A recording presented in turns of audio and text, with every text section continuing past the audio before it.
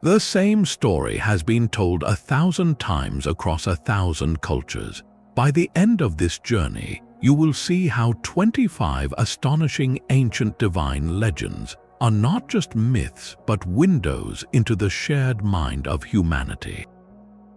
Why does a flood appear in Mesopotamian tablets and Polynesian chants? Why do gods die and rise again from Egypt to Scandinavia? These mysteries will unfold as we trace the threads that connect a Babylonian epic to a dragon slain in the Himalayas and a feathered serpent in the Americas. At the heart of it all lies one question: what shared impulse drives every civilization to imagine the divine in such strikingly similar ways? What secrets did the first cities whisper to their gods? Some of those whispers survive in the hardest materials imaginable. In the dry riverbeds of Mesopotamia, scribes pressed wedge-shaped marks into soft clay, and when those tablets baked in the sun, they became permanent. In the shadow of the pyramids, priests unrolled papyrus scrolls filled with hymns and spells. In the high valleys of the Andes, temple walls were carved with figures that still gaze out across the centuries. And in countless villages from Scandinavia to the South Pacific, stories passed from grandmother to grandchild, shifting slightly with each telling but never losing their core. These are the four great archives of the ancient divine: clay, papyrus, stone, and memory. Scholars who study these sources have noticed patterns that cut across every continent and every era. They classify divine figures into a handful of recurring roles. There is the creator god, the one who shapes the world from chaos or from nothing, often through a spoken word or a deliberate act. There is the storm god, a figure who commands thunder and rain, sometimes a protector, sometimes a destroyer. The mother goddess appears again and again, a nurturing presence tied to the earth, fertility, and the cycles of life. Tricksters slip through these pantheons too, clever beings who break rules and upset order, sometimes to teach a lesson, sometimes just for mischief. And then there are the demigods, born from the union of a mortal and a divine being, straddling two worlds and often serving as bridges between them. The geographic span of these traditions is staggering. The earliest written myths come from Sumer around 5,000 years ago, but oral traditions likely stretch back much further. From the Indus Valley to the shores of the Aegean, from the rainforests of Central America to the icy edges of the Baltic, each culture built its own understanding of the sacred. Yet despite the vast distances, certain images recur. A serpent appears in the creation stories of the Aztecs and in the poems of the Norse. A great flood cleanses the earth in the epic of Gilgamesh and in the myths of the Maori. These connections are not accidents, and they are not simple borrowings. They point to something deeper about the way human minds make sense of the world. This landscape of legend is not a random collection. It is a map of human imagination, drawn over thousands of years across thousands of miles. As we move through the 25 astonishing legends ahead, keep this framework in mind. Every creator god, every stormbringer, every trickster and demigod is a different answer to the same eternal questions. Where did we come from? Why is there suffering? What binds the sky to the earth? The stories are about to begin, and they will take us from the first city to the last horizon. But before we step into each legend, we need to see the patterns that connect them. Across thousands of years and thousands of miles, certain images appear again and again, as if all human minds were singing from the same hymn sheet. Take the cosmic egg. In Finland, the world was hatched from the egg of a golden-eyed duck that fell from the sky. In India, the Hiranyagarbha, the golden womb, floated on the cosmic waters and split into heaven and earth. In Polynesia, the god Tangaroa emerged from a great egg. The image is always the same, a perfect, sealed container that breaks open to release creation. Why would so many unrelated cultures dream of an egg? One explanation is cultural diffusion, the idea that stories traveled along trade routes, but that is hard to prove across oceans. Another is the collective unconscious, a term from the psychologist Carl Jung. He argued that certain symbols are hardwired into every human brain, inherited from our shared ancestors. The egg is a natural symbol of birth and potential, so perhaps it is not surprising that humans everywhere would reach for it to describe the beginning of the world. A second motif appears with even greater frequency, the Great Flood. The Epic of Gilgamesh describes a flood sent by the gods that destroys almost all life. The same story appears in the Bible with Noah, in Greek myth with Deucalion, and in Hindu scripture with Manu, but it also appears in the Americas. The Maya Popol Vuh tells of a flood of resin that destroyed the first wooden people. The Hopi people of the American Southwest speak of a great flood that drove their ancestors underground. Some scholars believe these accounts recall a real event, perhaps a catastrophic rise in sea levels at the end of the last ice age. Others argue that floods are simply a universal metaphor for cleansing and rebirth. Either way, the flood story serves a deeper purpose. It reminds us that the divine can both destroy and renew. Another pattern is the dying and rising god. In Egypt, Osiris was killed by his brother, his body scattered, and then brought back to life by his wife Isis. In Mesopotamia, the god Tammuz died each year and was mourned by the goddess Ishtar before returning. In Greece, Persephone spends half the year in the underworld and half above, mirroring the cycle of the seasons. In Norse mythology, Baldur the Beautiful dies and is promised to return after Ragnarok.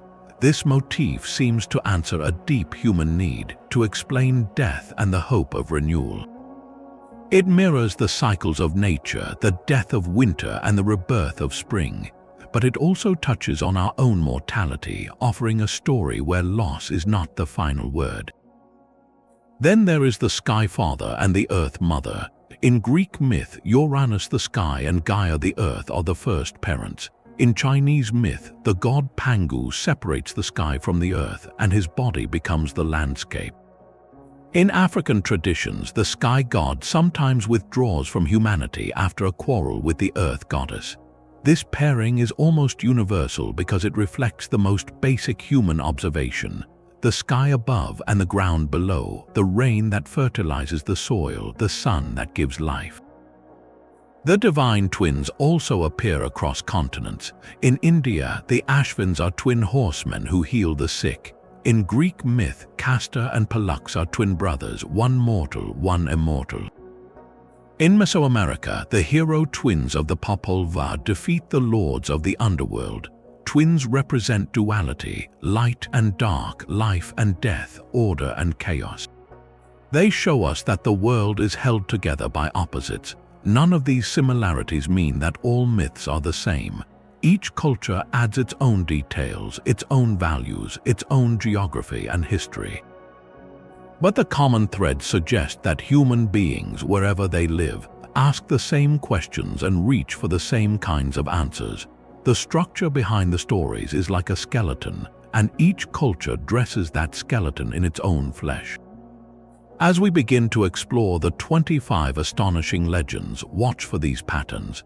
They will appear again and again like familiar faces in a crowd of strangers. The first of these legends comes from Babylon, a city that rose to power along the banks of the Euphrates River around 4,000 years ago.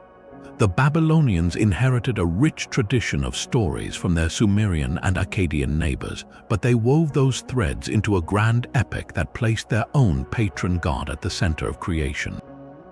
The poem is called the Enuma Elish, a name that comes from its opening words meaning when on high. It begins before the world existed, when only two vast bodies of water filled the cosmos, the fresh waters of Apsu and the salt waters of Tiamat. These two forces mingled together, and from them the first generations of gods were born. But the younger gods were noisy and restless. Their clamor disturbed Apsu, who decided to destroy them. When the other gods learned of this plan, one of them, the clever god E, put Apsu to sleep and ended his existence. This act set off a chain reaction. Tiamat, the salt water mother, was enraged by the loss of her consort. she gathered an army of monstrous creatures, including serpents with venom for blood and dragons with razor claws, and appointed her new companion, the god Kingu, as her general. The younger gods were terrified. They had no champion strong enough to face Tiamat until the god Marduk stepped forward.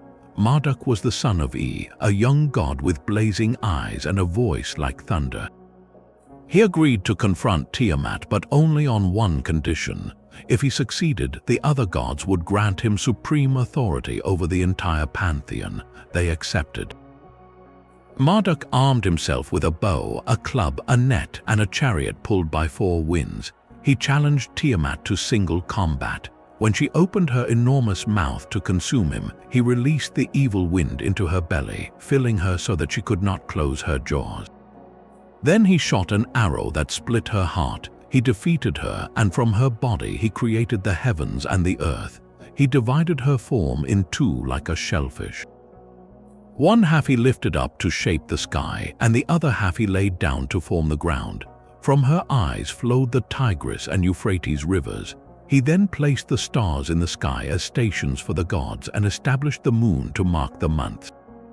Finally, he created human beings from the blood of the defeated god Kingu, so that humans would serve the gods and relieve them of their labor. The Enuma Elish is not just a creation story. It is a political and religious document. It was recited each year during the Akitu festival, the Babylonian New Year celebration, to reaffirm the king's authority. By reenacting Marduk's victory over chaos, the king symbolized the triumph of order over disorder in the kingdom. For the Babylonians, the universe was a constant struggle between the forces of structure and the forces of chaos. The king's role was to maintain that order, just as Marduk had done. This pattern of a god confronting a primordial chaos being appears in many other traditions. In Norse myth, the god Thor battles the world serpent Jormungandr. In Canaanite lore, the god Baal faces the sea god Yam. In Greek myth, Zeus contends with the monster Typhon. Each story reflects the same deep human need to see structure imposed on a formless and frightening world.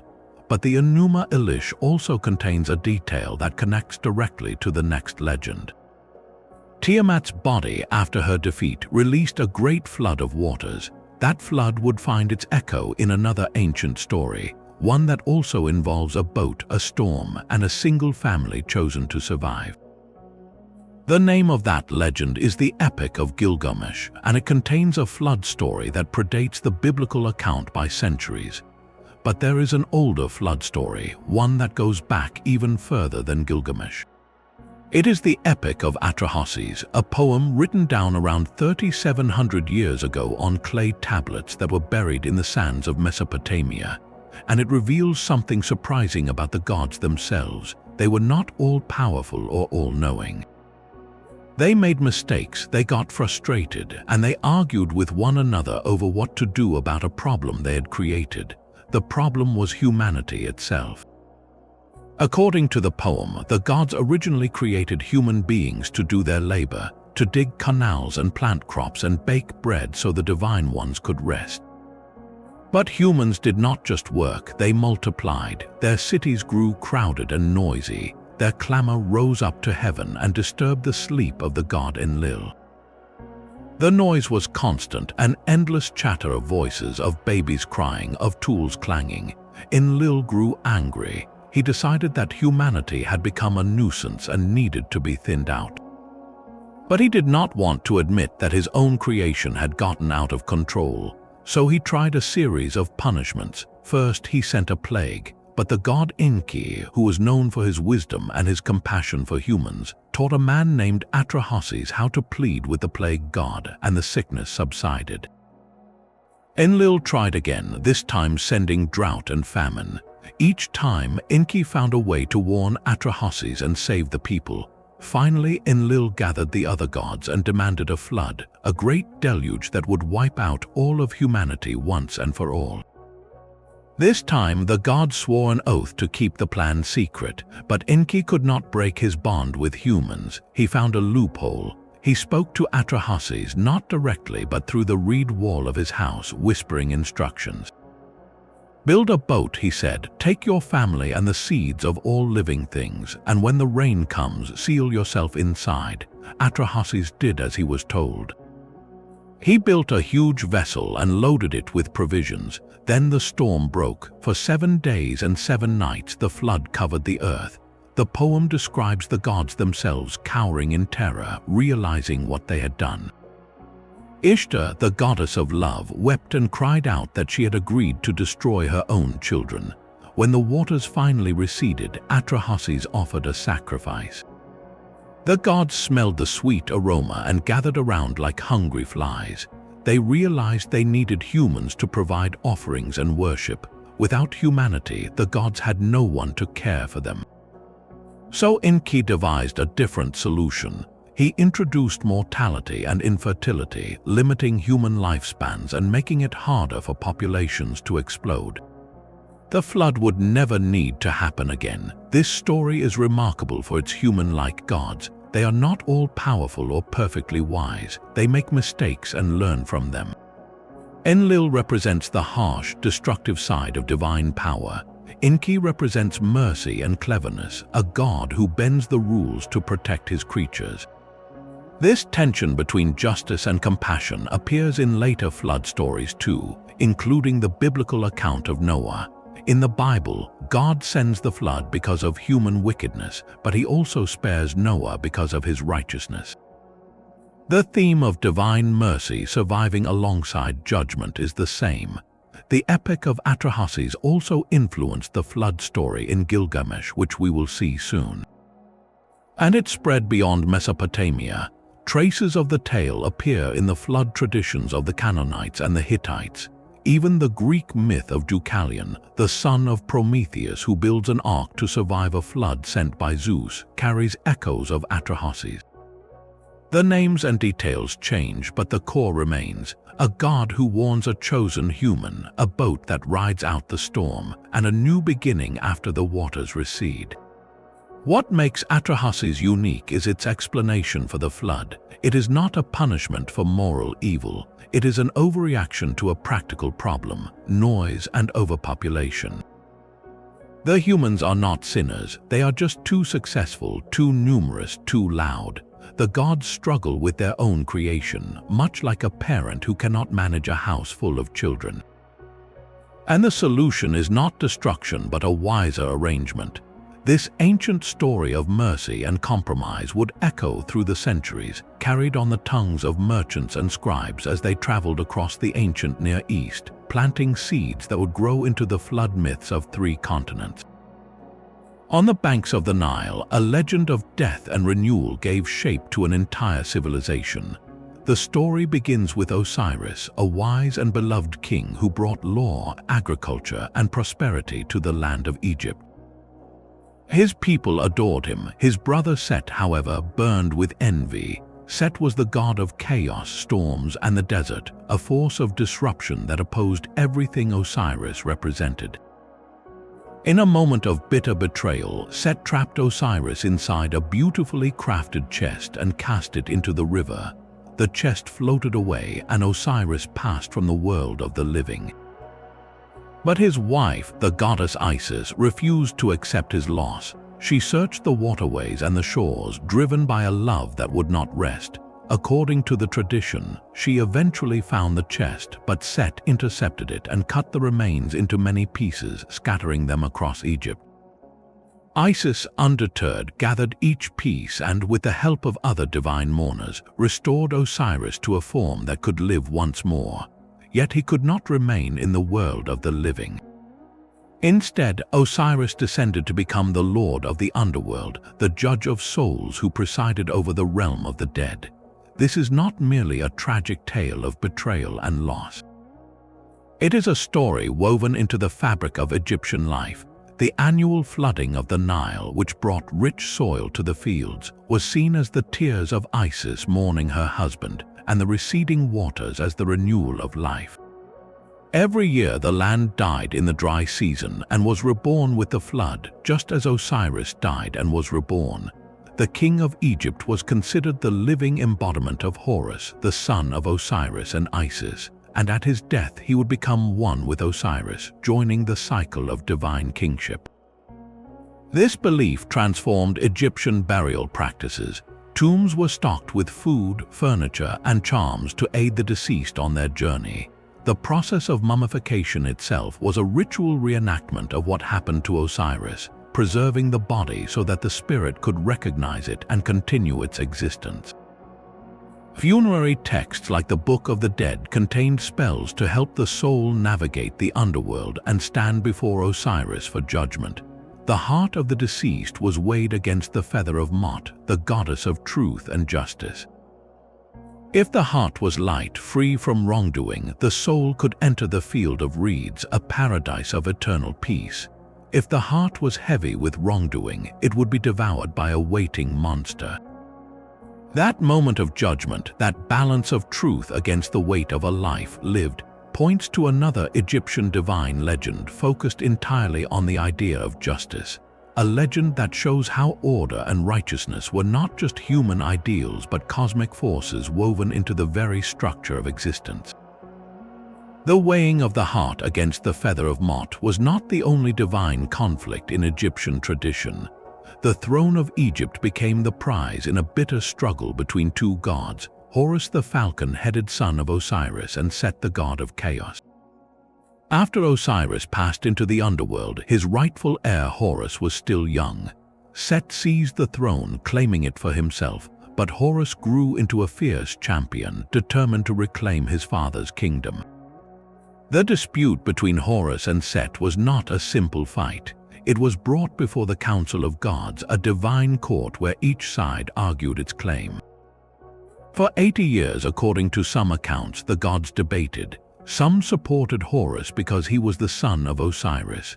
Others backed Set because he was the elder and more powerful. The conflict spilled into the mortal world, shaking the very foundations of Egypt. Horus and Set engaged in a series of trials. They transformed into hippopotami and wrestled in the river. They raced in boats of stone. They argued over the justice of each claim.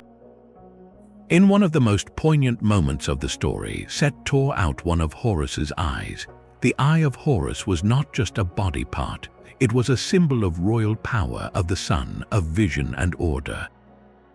With the eye gone, Horus seemed weakened. But the goddess Hathor, or sometimes Thoth, restored the eye, and Horus regained his strength. The restored eye became the Wedjat, a powerful amulet that Egyptians wore for protection.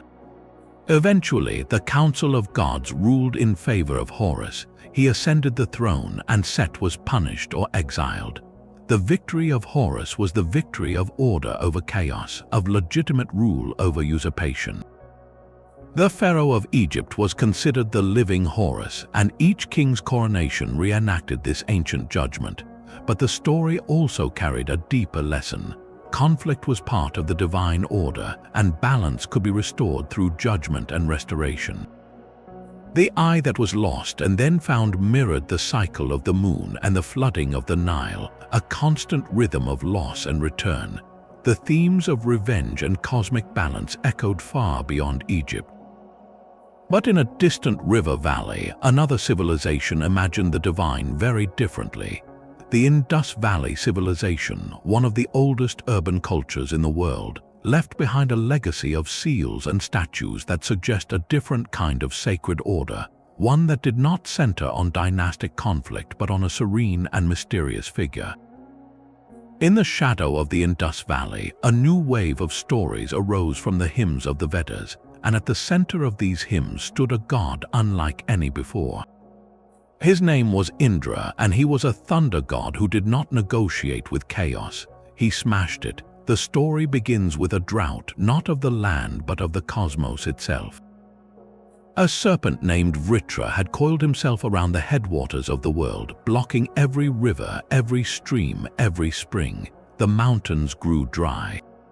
The fields turned to dust. The people prayed, but the serpent held tight. Vritra was not an ordinary dragon. He was a being of darkness and inertia, a force that opposed all motion and life. The hymns of the Rigveda describe him as a vast creature who swallowed the waters and lay sleeping across the mountain passes, his body a dam of scales and shadow. The gods trembled. None dared to challenge him until Indra stepped forward. He was young, bold, and fueled by the sacred drink called soma, which gave him strength beyond measure.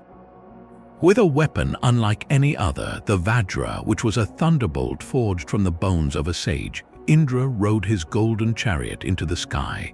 The battle was a clash of opposites, the storm against the stillness, the flow against the block.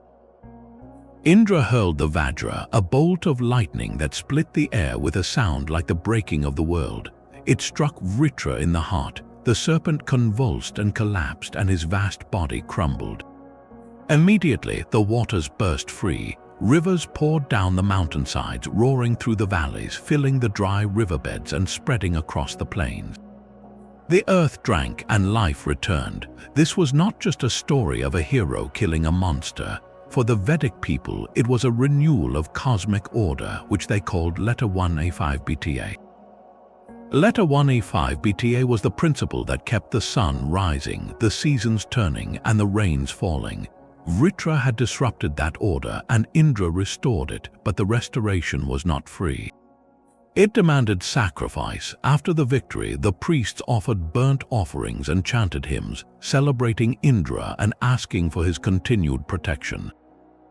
The ritual was not optional. It was a way of maintaining the fragile balance between chaos and order.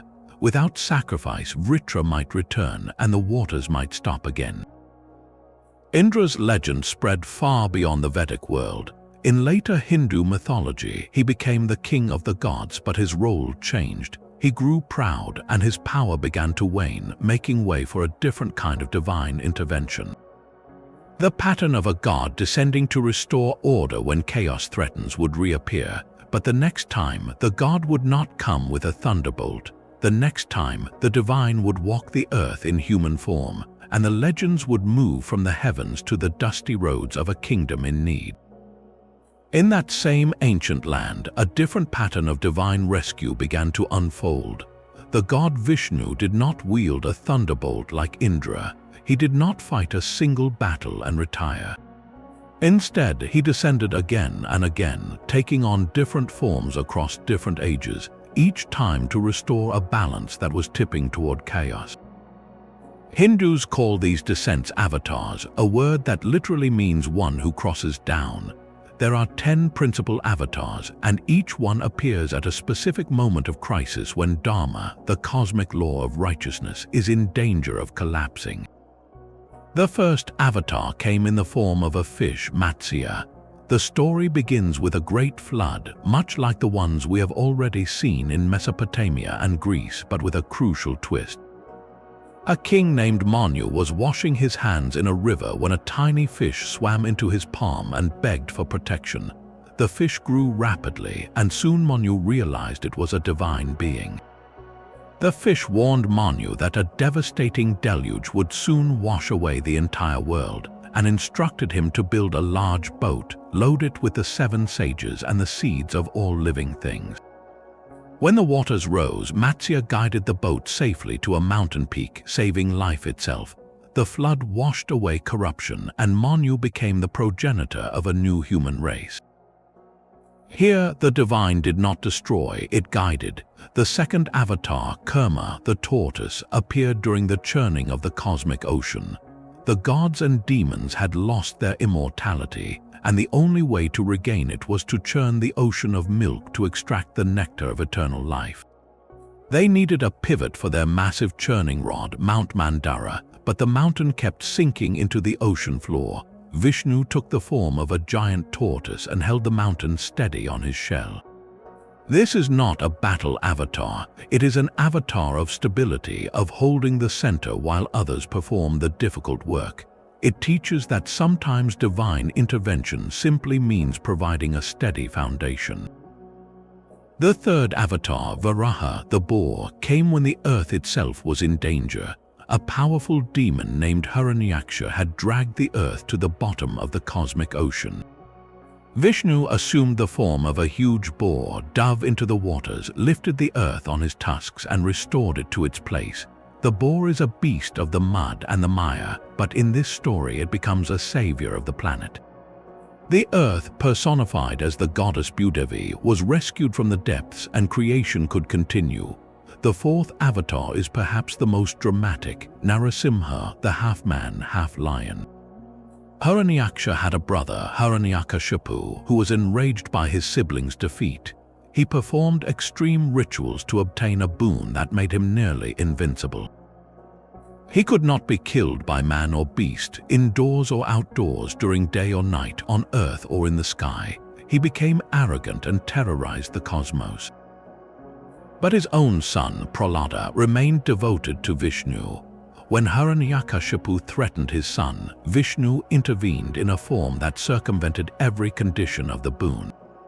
He appeared as Narasimha, neither fully human nor fully animal, at twilight, which is neither day nor night, on the threshold of a courtyard which is neither inside nor outside, and he placed the demon on his lap, which is neither earth nor sky. The precise moment of divine justice became a lesson. No amount of power can outsmart the cosmic order. Narasimha did not destroy the demon out of anger. He removed a threat to Dharma in a way that honored the letter of the boon while fulfilling its spirit. The fifth avatar, Vamana, the dwarf, came to humble the proud King Bali, who had conquered the three worlds. Vamana approached Bali as a humble Brahmin and asked for a simple gift, as much land as he could cover in 3 steps. Bali, amused by the tiny figure, agreed, but Vamana immediately grew into a cosmic giant. His first step covered the earth, his second covered the heavens, and then he paused. Bali, realizing he was facing Vishnu himself, bowed and offered his own head for the third step. Vamana placed his foot on Bali's head and pushed him to the underworld, but granted him a blessing for his humility. This avatar illustrates that pride, even the pride of a good king, must be tempered by recognition of a higher power. The sixth avatar is Parashurama, a warrior sage who appeared when the warrior class, the Kshatriyas, had become corrupt and oppressive. Parashurama wielded an axe and restored balance by confronting the oppressive rulers. This avatar is more aggressive, but the purpose was again to protect the weak. The seventh avatar is Rama, the prince of Ayodhya and the hero of the Ramayana. Rama is the ideal human, obedient to his father, faithful to his wife, just as a ruler. He is exiled to the forest for 14 years, and during that exile, the demon king Ravana kidnaps his wife Sita. Rama, with the help of an army of monkeys and bears, builds a bridge to the island of Lanka and defeats Ravana. This is not just a story of good versus evil. It is a story of Dharma in action, of duty even when it is painful, of love that endures separation, and of the victory of righteousness over arrogance. Rama is so central that his story has been told for thousands of years, and his reign, Ramrajya, is the golden ideal of just rule. The eighth avatar is Krishna, who appears in the Mahabharata era. Krishna is more complex, a trickster, a teacher, a friend, and a strategist. He delivers the Bhagavad Gita, a philosophical dialogue on duty and devotion, to the warrior Arjuna on the battlefield. He does not fight himself, but guides the course of the war to restore Dharma. The ninth avatar is Buddha, whom some traditions include as an avatar of Vishnu, appearing to teach compassion and non-violence and to steer people away from sacrificial rituals that had become excessive. The 10th avatar, Kalki, is yet to come. He will appear at the end of the current age of darkness, the Kali Yuga, riding a white horse and wielding a blazing sword to destroy evil and usher in a new golden age. Each avatar answers a specific problem, but together they reveal a consistent message. The divine does not abandon the world. When chaos rises, order returns. And sometimes that order requires a weapon. The next legend involves a divine weapon of immense power, one that could not be wielded by just anyone, a weapon that reshaped a war and demanded a warrior of unparalleled focus. From the frozen reaches of Norse mythology comes a weapon that was both a tool of destruction and a symbol of life. The hammer Mjolnir was forged in the fiery heart of a dwarven workshop, and its story begins with a prank gone wrong. The trickster god Loki, in one of his characteristic moments of mischief, had cut off the golden hair of Thor's wife, Sif. When Thor discovered this, he threatened to break every bone in Loki's body. To save himself, Loki promised to get Sif a new head of hair made of pure gold, and he ventured into the realm of the dwarves to commission it. The dwarves were master smiths, and Loki set them to work not only on hair but also on other gifts for the gods. He goaded two rival dwarf brothers, Brokkr and Eitri, into a contest, betting his own head that they could not craft treasures as fine as those made by the first dwarf. Eitri worked the forge while Brokkr pumped the bellows, but a fly, later revealed to be Loki in disguise, bit Brokkr's hands to disrupt his work. Despite the interference, the dwarves succeeded in creating three extraordinary items: a golden boar that could run through the sky, a magical ring that duplicated itself, and the hammer Mjolnir. The hammer had a short handle, a flaw caused by the fly's bites, but it was still the most powerful weapon ever made. It could strike any target with perfect accuracy and return to Thor's hand like a boomerang. The gods judged the hammer the finest of all the treasures, and Thor claimed it as his own. Loki lost his bet, but he avoided losing his head by arguing that the dwarves could not take his neck, only his head. So they sewed his lips shut instead. The hammer became Thor's primary defense against the giants, the chaotic enemies of Asgard. Whenever the frost giants or mountain giants threatened the realm of the gods, Thor would ride out in his chariot drawn by two goats swinging Mjolnir. But the hammer was not only a weapon, it was also a symbol of blessing and fertility. At weddings, the hammer was placed in the bride's lap to consecrate the union and ensure prosperity. It was used to hallow births and funerals, marking the cycles of life. In a famous story, Thor's hammer was stolen by the giant Thrym, who demanded the goddess Freyja as his bride in exchange for its return. Thor disguised himself as Freyja, wearing a bridal veil and jewelry, with Loki as his handmaiden. The pretense was filled with comic moments. Thor ate an entire ox and 8 salmon at the wedding feast, which seemed unladylike, but Loki explained that Freyja had not eaten for 8 days from longing. When the hammer was brought in to hallow the bride, Thor grabbed it, threw off the veil, and slew Thrym and all the giants assembled. The hammer's dual role as destroyer and consecrator reveals a deeper truth about the Norse worldview. Order was maintained through force, but that force also made life possible. The same thunderbolt that shattered mountains also brought rain to the fields. Mjolnir was not merely a weapon, it was a cosmic anchor, a tool that held the fragile structure of the 9 worlds together. And the center that held those worlds was a tree so vast that its branches reached into the heavens and its roots delved into the underworld. The next legend turns from the hammer to the tree that held up the sky. That tree was Yggdrasil, the world ash, a living structure so immense that its branches held up the sky and its roots reached into the depths of the underworld.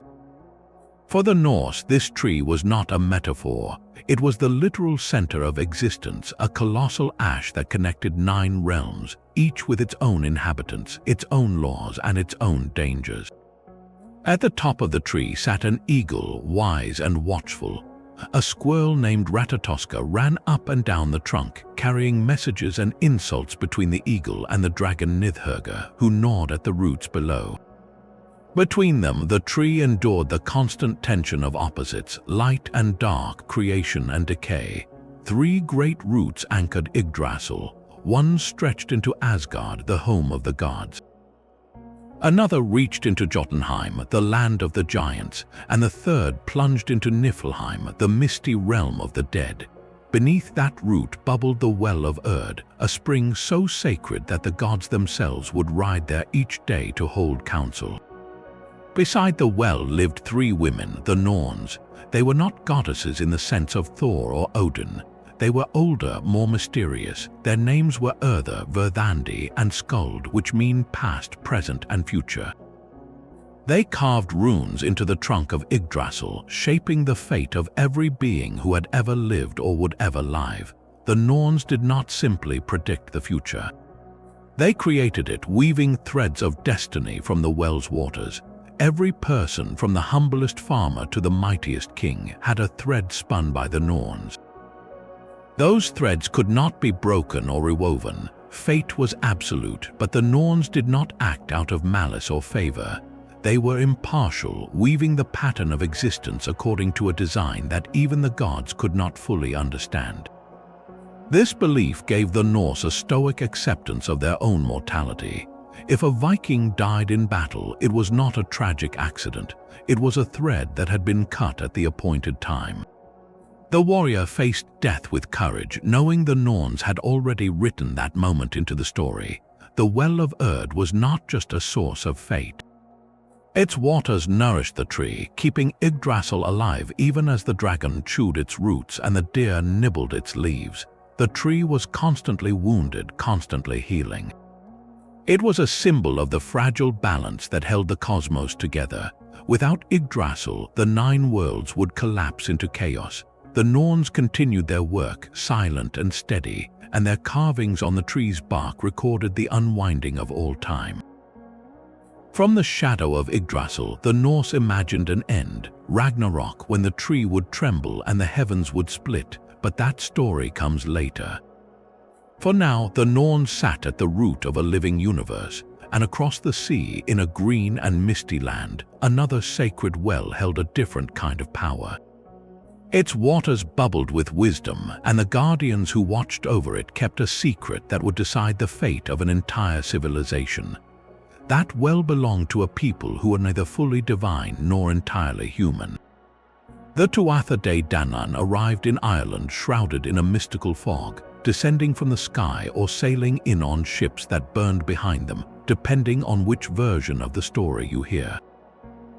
They brought with them 4 treasures: the Stone of Fal, which would cry out under a true king, the Spear of Lugh, which guaranteed victory, the Sword of Nuada, which could not be deflected, and the Cauldron of the Dagda, which never ran empty of food. These were a people of immense skill, masters of poetry, healing, metalwork, and magic. They were the 5th group to settle Ireland, according to the medieval manuscripts that preserved their tales, and they faced a formidable enemy, the Fomorians, a race of misshapen and monstrous beings who dwelled in the sea and the misty islands to the north. The Fomorians represented chaos and wilderness, and the Tuatha De Danann had to fight them in 2 great battles. The first battle at Mag Tuaird saw the Tuatha De Danann defeat the Fir Bolg, but the second battle was far more serious. Against the Fomorians, the Tuatha De Danann were pushed to the brink.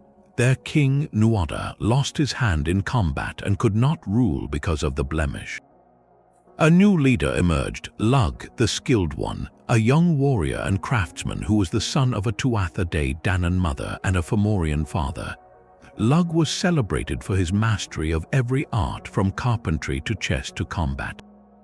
In the final confrontation, Lugh faced Balor of the Evil Eye, the Fomorian king whose single eye could slay anyone it looked upon.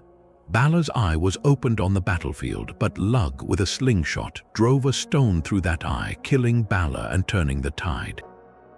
The Tuatha De Danann triumphed and Lugh became king, but their victory did not last forever. Later, another wave of settlers, the Milesians, arrived from Spain. The Tuatha De Danann withdrew, not through defeat but through an agreement. They were given the underground realm, the Shia, the fairy mounds that dot the hills of Ireland. There they became the hidden people, the Aes Shia, living in a parallel world of eternal youth and plenty, only occasionally glimpsed by mortals. Among them, the Dagda remained the father figure, a god of abundance with his great club and his cauldron. Brigid, his daughter, became the patron of poetry, healing, and smithcraft, and Lugh, the Bright One, retained his association with skill and the harvest festival of Lugnasad. The Tuatha De Danann never truly vanished. They simply stepped sideways into legend, their mounds still revered as places of power, their names woven into the landscape itself. Far across the world, on the islands of the Pacific, another race of divine beings shaped the land and the sea, but their stories took a different path.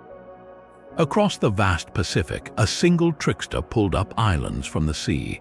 His name was Moi, and his legends spread from Hawaii to New Zealand, from Samoa to Tahiti, carried by voyagers who knew his exploits as well as they knew the stars. He was not a god in the full sense. He was a demigod born to a mortal mother and a divine father, and he possessed a restless cleverness that drove him to challenge the limits of the natural world.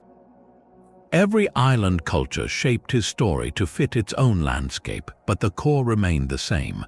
Moi was always the one who pushed boundaries, who broke rules for the benefit of people, and who sometimes paid a heavy price for his ambition. One of his most famous feats was fishing up land. In many versions, Moi took a magical fishhook, often made from the jawbone of his ancestor, and set out on a canoe with his brothers.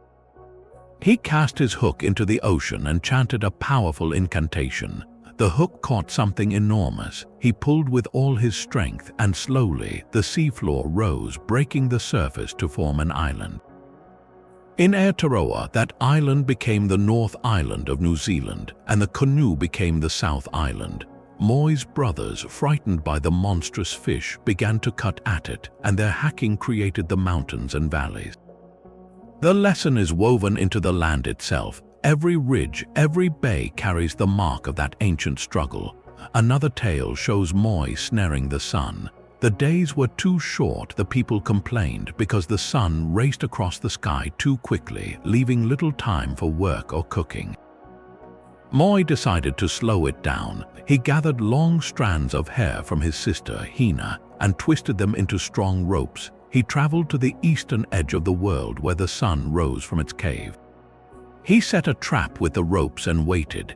When the sun burst forth, Moi lassoed it and beat it with a jawbone until the sun agreed to move more slowly.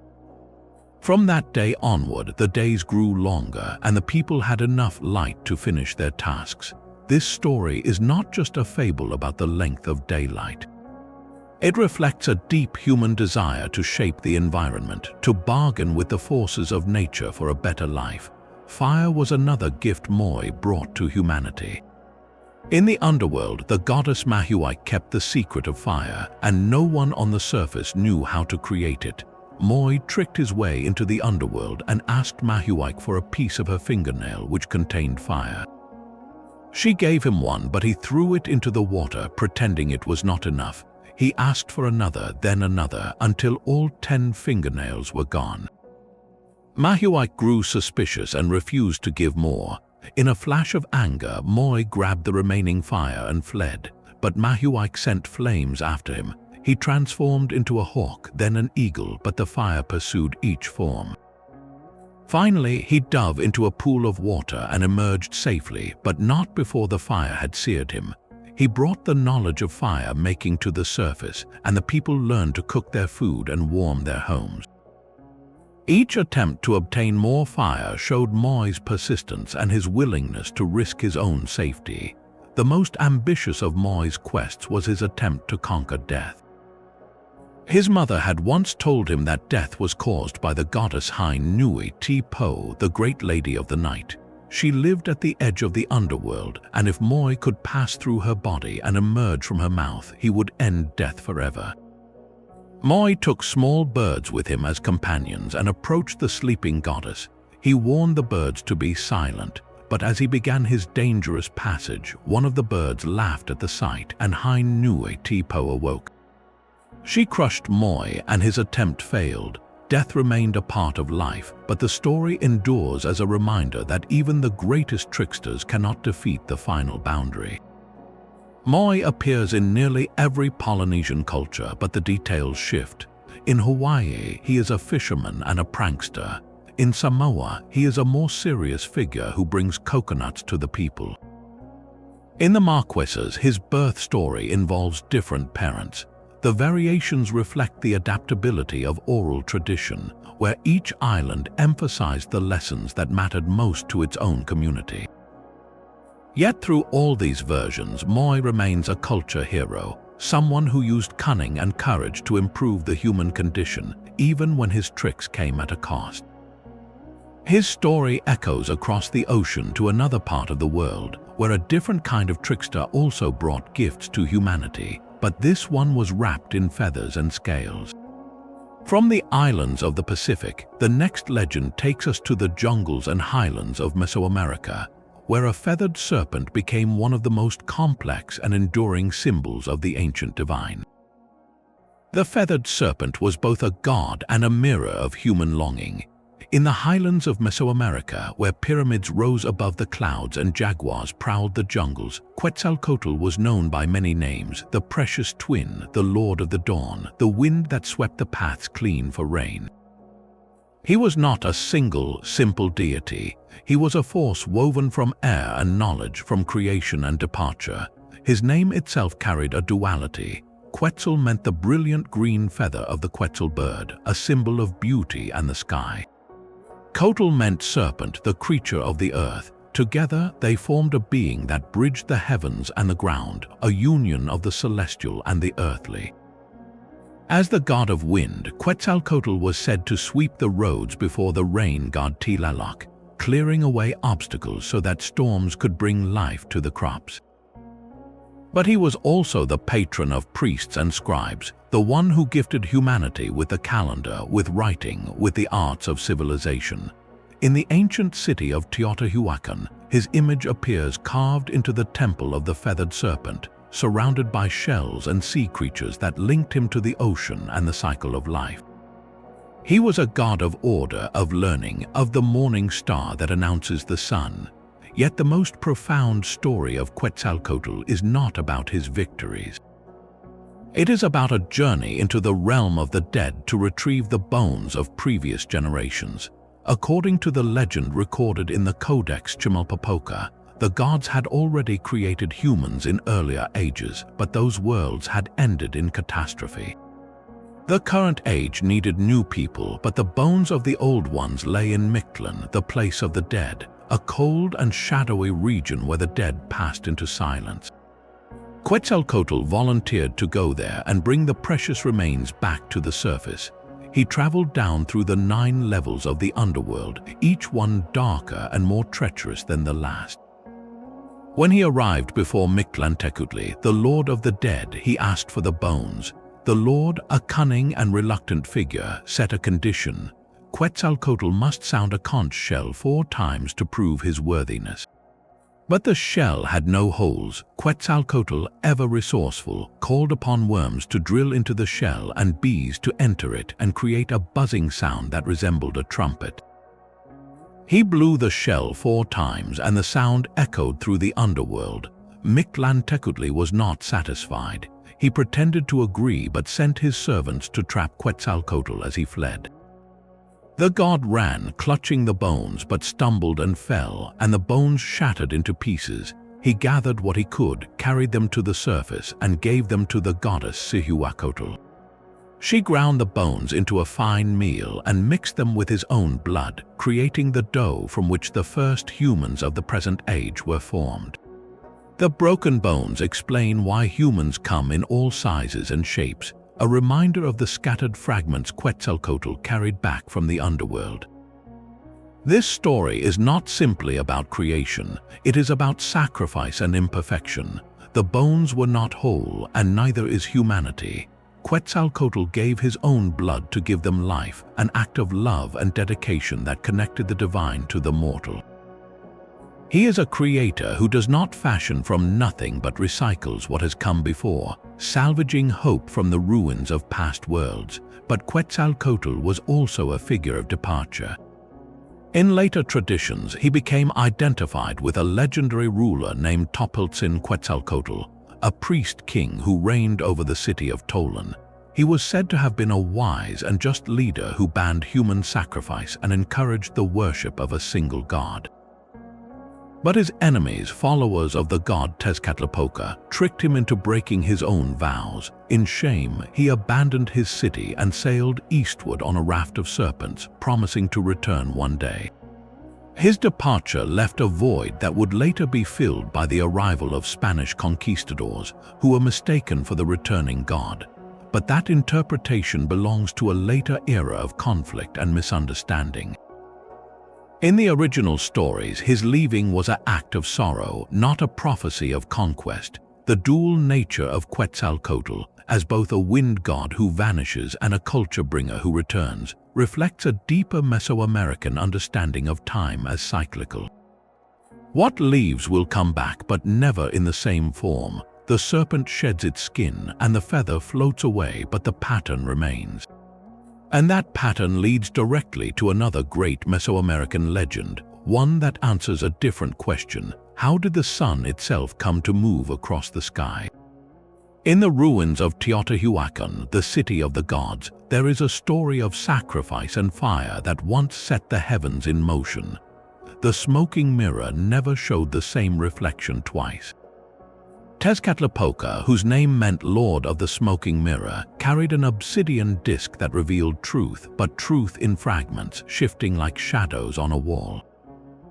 He was the opposite of Quetzalcoatl in nearly every way. Where the feathered serpent represented order, wind, and the light of dawn, Tezcatlipoca embodied night, conflict, and the unpredictable turn of fate. His mirror was not a tool for vanity. It was a window into the hearts of mortals, a lens through which he saw their hidden desires and their deepest fears. He could read the future in its smoky surface, but he could also twist that future, testing those who dared to look.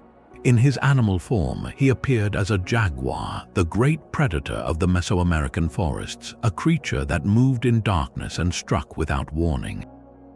The jaguar was the patron of warriors and sorcerers, a symbol of the night sky dotted with stars, and Tezcatlipoca was often painted with a jaguar pelt or a jaguar head. He was the god of the nocturnal, of the North Star, and of the cold, hard edges of existence. His presence was felt in every sudden transformation, every unexpected twist of fortune. When a ruler fell from power, when a crop failed, when a warrior met his end in battle, Tezcatlipoca had passed his hand over that life, but he was not purely destructive. He was also a creator, a participant in the great cycles of the world. According to the myth of the five suns, Tezcatlipoca and Quetzalcoatl together formed the first age of the world. They were the twin forces, light and shadow, creation and dissolution, that set the cosmic machinery in motion. In that first sun, Tezcatlipoca himself became the sun, but a conflict with Quetzalcoatl caused him to be knocked from the sky, and the age ended with jaguars devouring the giants who then inhabited the earth. Each subsequent sun or age was ruled by a different god and ended in catastrophe. One sun was destroyed by wind, another by fire, another by flood. The current age, the fifth sun, belonged to the god Tonatiuh, but it was born from the sacrifice of all the gods at Teotihuacan, a sacrifice that Tezcatlipoca watched with his smoking eye. His role was not to sustain the world, but to keep it honest.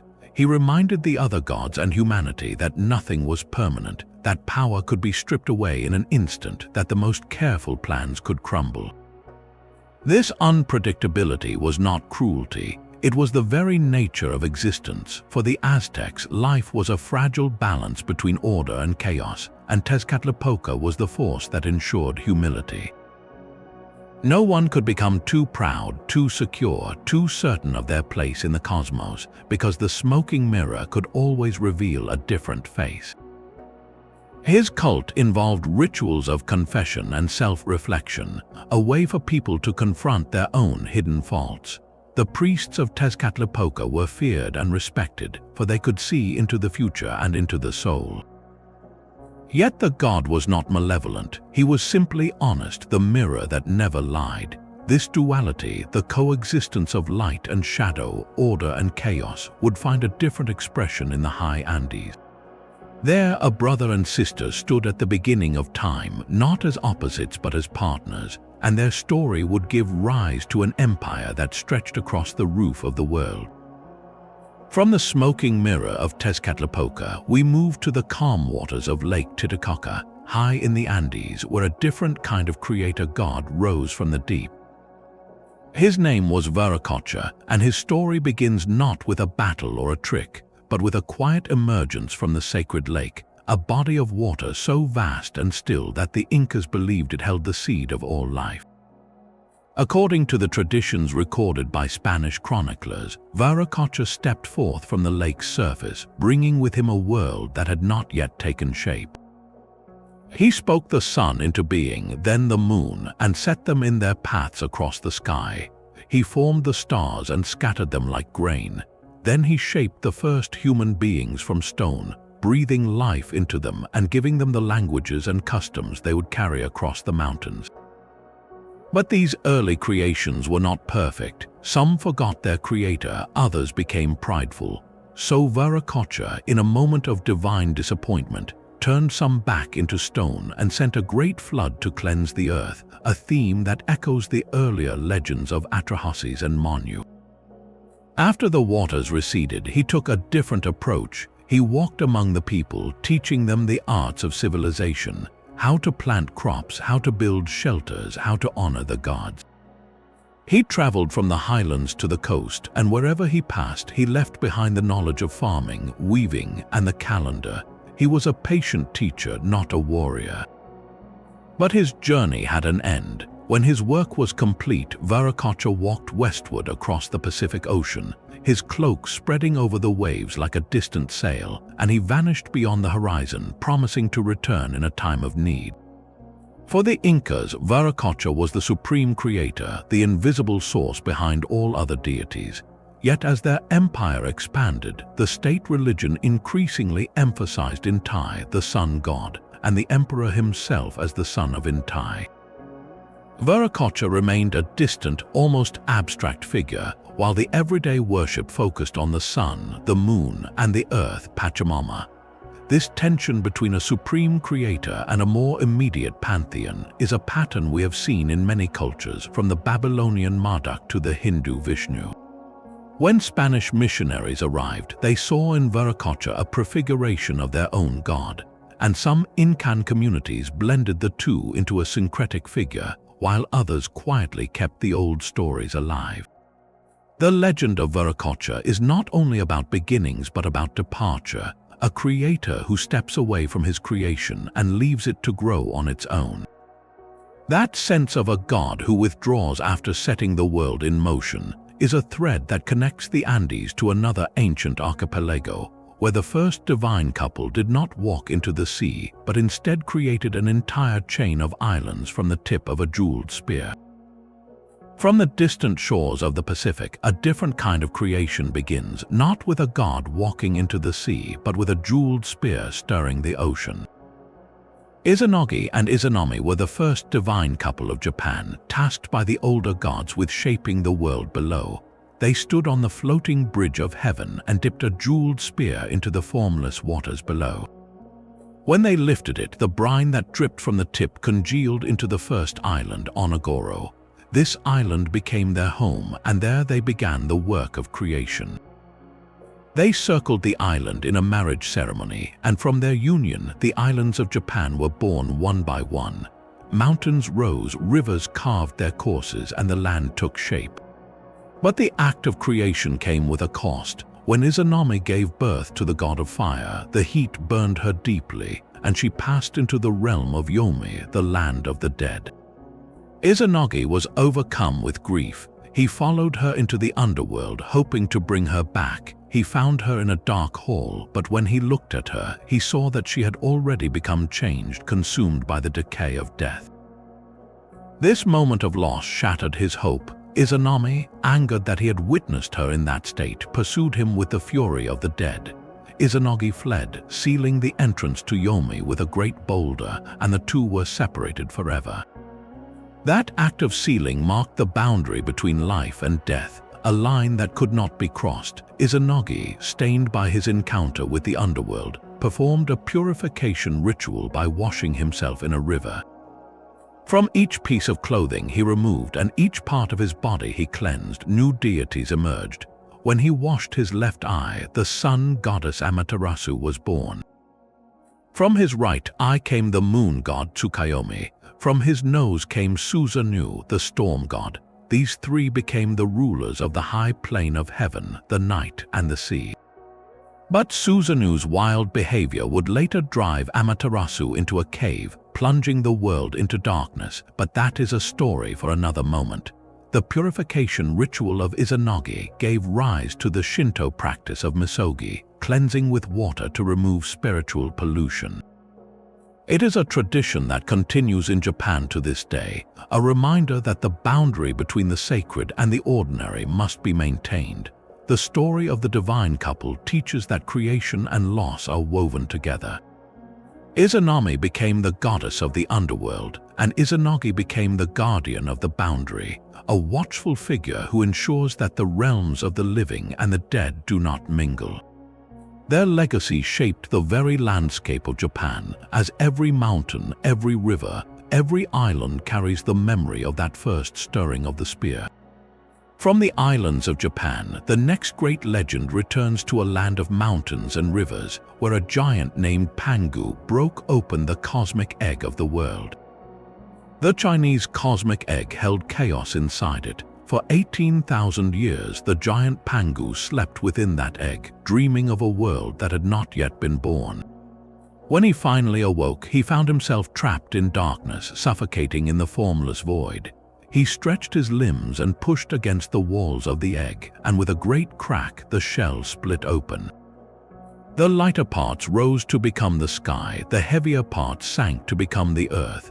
Pangu stood between them, holding the sky aloft with his hands and pressing the earth down with his feet. Each day, the sky grew 10 feet higher and the earth grew 10 feet thicker, and Pangu grew 10 feet taller to keep them apart. This continued for another 18,000 years until the heavens and the earth were fixed in their positions. Only then did Pangu rest, but his work was not finished. As his time came to an end, his own being transformed into the fabric of the world. His breath became the wind and clouds. His voice became thunder, his left eye became the sun, his right eye the moon. His blood flowed into rivers, his muscles turned to fertile soil. His bones rose as mountains, and the hair on his head scattered across the land as trees and grass. Even the tiny insects on his body were transformed into the first people. In this act of total giving, Pangu did not simply create the world, he became the world. His story carries the deep philosophical idea of yin and yang, the two forces that emerged from the original chaos. The light and the dark, the sky and the earth, the active and the receptive, all are balanced within the same egg. Pangu was the bridge between them, the first being to separate order from confusion. And his sacrifice shows that creation is not a distant command but an intimate surrender, a pouring of oneself into the very matter of existence. This vision of a primordial giant whose body becomes the landscape would echo in other traditions, but in China it remains a foundation stone of myth. Yet while Pangu shaped the physical world with his passing, another legend from the islands of Japan tells of a sun goddess who once sealed herself inside a cave, plunging the land into a cold and silent darkness that only cleverness and joy could break. The sun goddess of Japan once hid herself inside a cave, plunging the world into a cold and silent darkness. After the storm god Susanoo rampaged through the heavens, destroying Amaterasu's rice fields and terrifying her attendants, she retreated deep into the rock of the heavenly cavern. Her light vanished, no dawn came, no warmth touched the fields. The world became a frozen, empty place, and the other gods gathered in despair, knowing they could not force her out. They devised a plan. They gathered roosters whose crowing might mimic the dawn, and they placed offerings of jewels and cloth outside the cave. The goddess Aim no Usium, a bold and clever figure, began a dance on an upturned tub. She laughed and sang, and as her movements grew wild, she shed her garments, and the other gods roared with laughter. Curious, Amaterasu peered out from the cave, asking why they were so merry when the world was dark. The gods said they had found a new goddess more radiant than herself, and they held up the Yota no Kagami, a sacred mirror. Amaterasu saw her own reflection, brilliant and dazzling, and was drawn forward. As she stepped out, the god of strength grabbed her hand and pulled her fully into the light, and a rope was stretched across the cave mouth to prevent her from retreating. Light returned to the world, the sun rose again, and the fields bloomed. That mirror, the Yota no Kagami, became one of the 3 sacred regalia of Japan, a symbol of truth and wisdom. Amaterasu is said to be the direct ancestor of the imperial family, and every emperor traces their lineage back to her. This connection between the divine and the ruler gave the throne a sacred authority that lasted for centuries, shaping the identity of an entire nation. From the sun goddess of Japan, we move to the ancient Levant, where a young god named Bol faced a rival even more fearsome than a jealous brother. The storm god Bol did not fight a serpent or a dragon. He fought the sea itself, and then he fought death. The city of Ugaritic on the coast of modern Syria left behind clay tablets that tell a cycle of stories unlike any other in the ancient Near East. Bol was the son of El, the high god, but he was also a force of life, bringing rain and thunder to the parched land. His first great enemy was Yam, the god of the sea, a chaotic and destructive power that threatened to swallow the earth. Yam demanded that the gods hand over Bol as a tribute.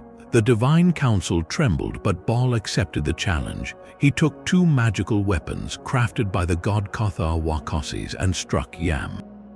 The sea god fell, and Bol was proclaimed king of the gods. He built a magnificent palace on Mount Zaphon, a symbol of his authority, and for a time the world flourished under his rule.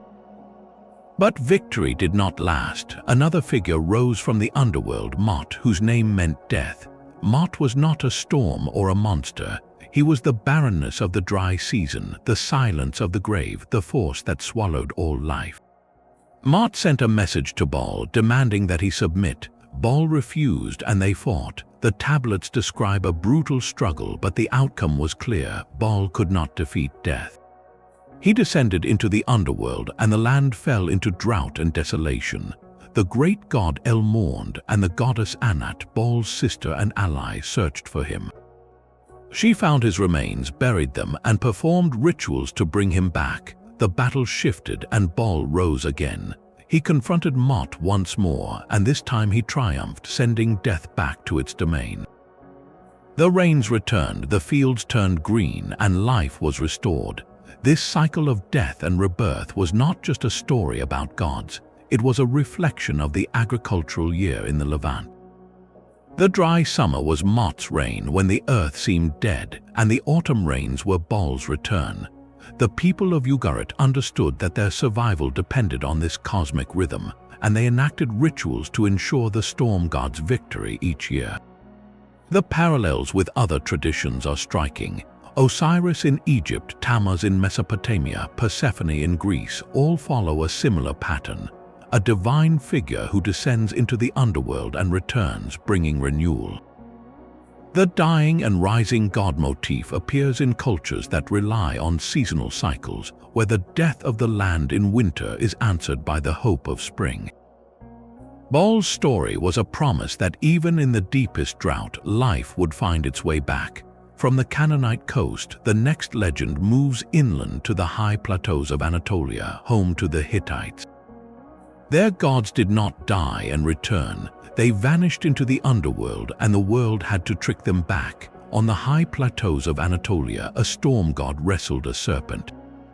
The Hittites called their divine champion Tarhun, and his enemy was Ilianka, a great serpent or dragon that coiled in the deep places of the earth. This battle was not fought once but twice. 2 versions of the story survive on clay tablets from the Hittite capital Hattusa, and both reveal a god who needed help from the mortal world to complete his task. In the first version, Tarhun fought Ilianka and initially lost. The serpent overpowered him, stripping him of his heart and eyes. The storm god, weakened and broken, had to rely on a mortal named Hupasia. The god married the daughter of a poor man, and she bore him a son. That son grew up and married the daughter of Ilianka. Tarhun instructed his son to ask his new bride for the return of his heart and eyes. The son did so, and the serpent, trusting the young man, gave them back. Restored to full strength, Tarhun went again to face Ilianka. This time he struck the serpent down, but in the battle his own son was caught and died alongside the enemy. The victory was complete, but it came at a cost. The second version took a different approach. A mortal named Hypatia made a pact with Tarhan. He agreed to help the god, but on one condition: he would be immune from the god's wrath. Tarhan agreed. Hypatia tied a rope around Ilyanka and pulled him out of his lair, allowing the god to strike. The serpent was defeated, but Hypatia later broke a sacred rule and was punished.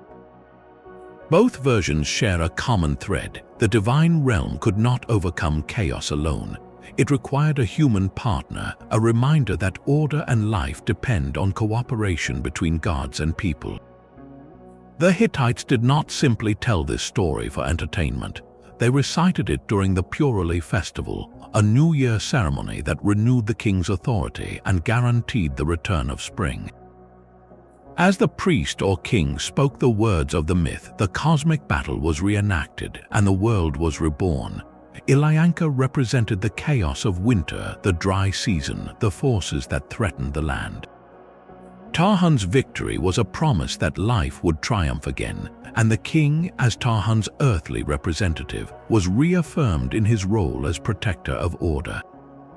The storm god fighting a serpent appears in many Indo-European cultures. Indra in India smashed Vritra, the serpent of drought.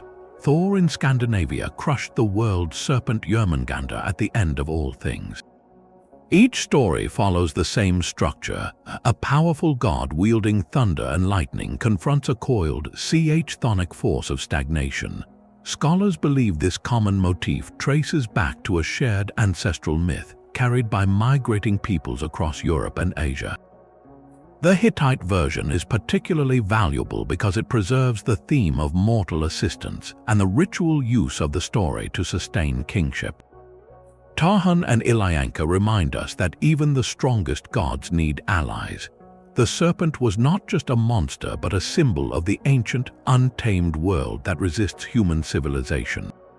Every year, the battle had to be fought again in the spoken word and the sung hymn to keep the world spinning.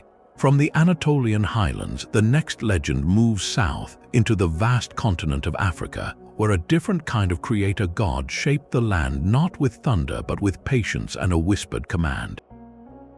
From the quiet patience of a whispered command, we turn to the sky of West Africa, where the supreme god Olorun sat in the heavens surrounded by the Orishas, the divine spirits who carried out his will. Olorun was the source of all life, the owner of the sky, but he did not shape the earth with his own hands. He had other tasks for his children. He called upon Obatala, the king of the white cloth, the god of purity and creativity, and gave him a sacred mission: descend into the watery chaos below and create solid land, then form human beings to inhabit it. Obatala received a bag of tools and a golden chain long enough to reach the primordial waters. He climbed down from the heavens, stepping onto the chain link by link until his feet touched the formless ocean. In his bag were a snail shell full of sand, a white hen, and a palm nut. He poured the sand onto the water, and the hen began to scratch and scatter it, turning the sand into dry earth. The first mound of land grew into hills and valleys, and Obatala planted the palm nut, which sprouted into a forest. He shaped the first human figures from clay, breathing life into them with the permission of Olorun.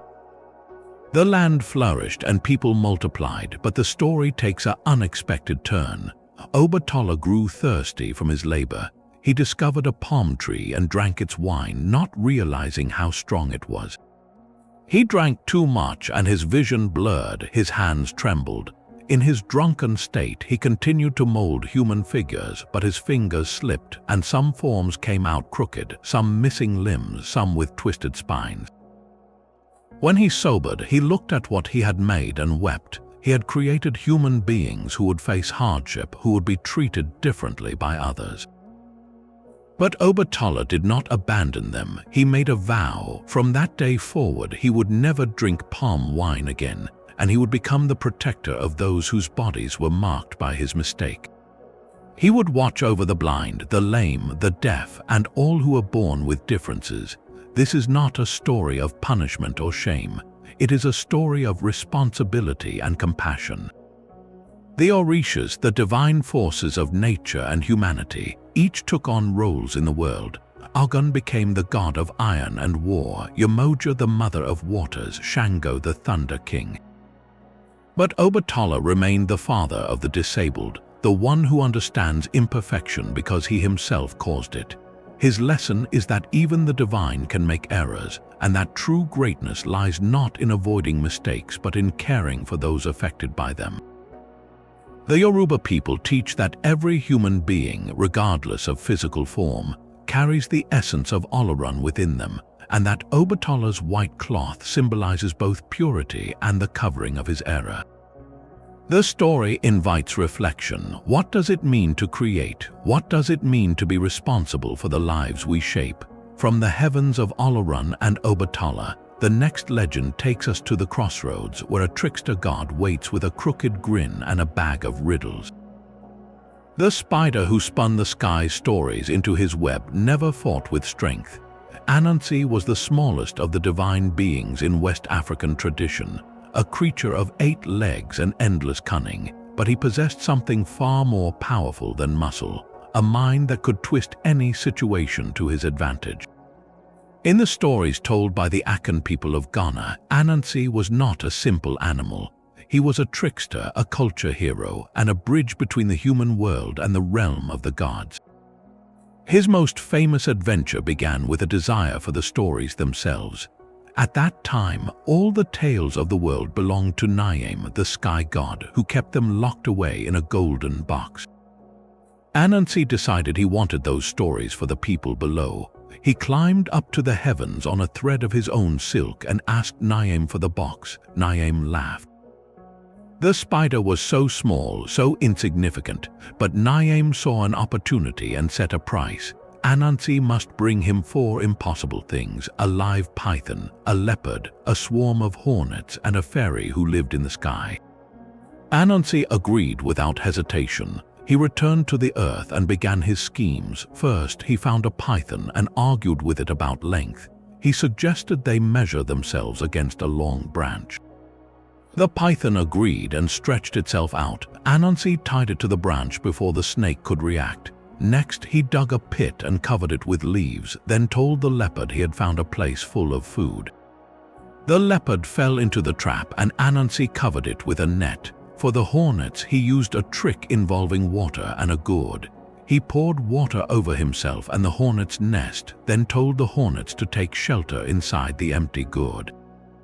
When they did, he sealed the opening. Finally, he carved a wooden doll, covered it with sticky gum, and placed it under a tree where the fairy often danced. When the fairy bumped into the doll, she stuck fast. Anansi collected each prize and returned to Nyame. The sky god was astonished. He had no choice but to hand over the golden box. And that is how all the stories of the world came to belong to Anansi, and through him to humanity. Anansi is a blend of the divine and the folkloric. He is sometimes worshipped as a god of wisdom and storytelling, but he is also a character who makes mistakes, who can be greedy or lazy, who gets caught in his own traps. His stories were not simply entertainment, they were lessons wrapped in laughter. They taught cunning over brute force, patience over rashness, and community over selfishness.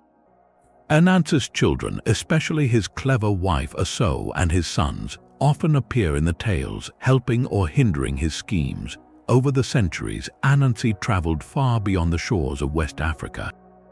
When people were taken from their homelands and carried across the Atlantic during the slave trade, they brought their stories with them. In the Caribbean, Anansi became a symbol of survival and resistance.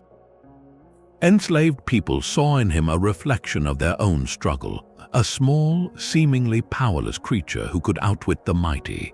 In Jamaica, Anansi stories are called Anansi stories or Nancy stories, and they are still told today. In Suriname, he is the great trickster of the Maroon communities. His web stretched across the ocean, linking continents, preserving memory in the darkest times. The trickster figure appears in nearly every culture, but Anansi is unique because he is so small and so vulnerable. He does not have the strength of Thor or the authority of Odin.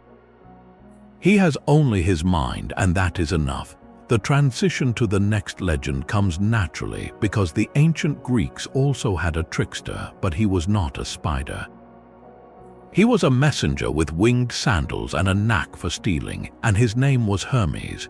One titan chose humanity over the gods. His name was Prometheus, and his name meant forethought, a fitting title for a being who saw further than his fellow immortals.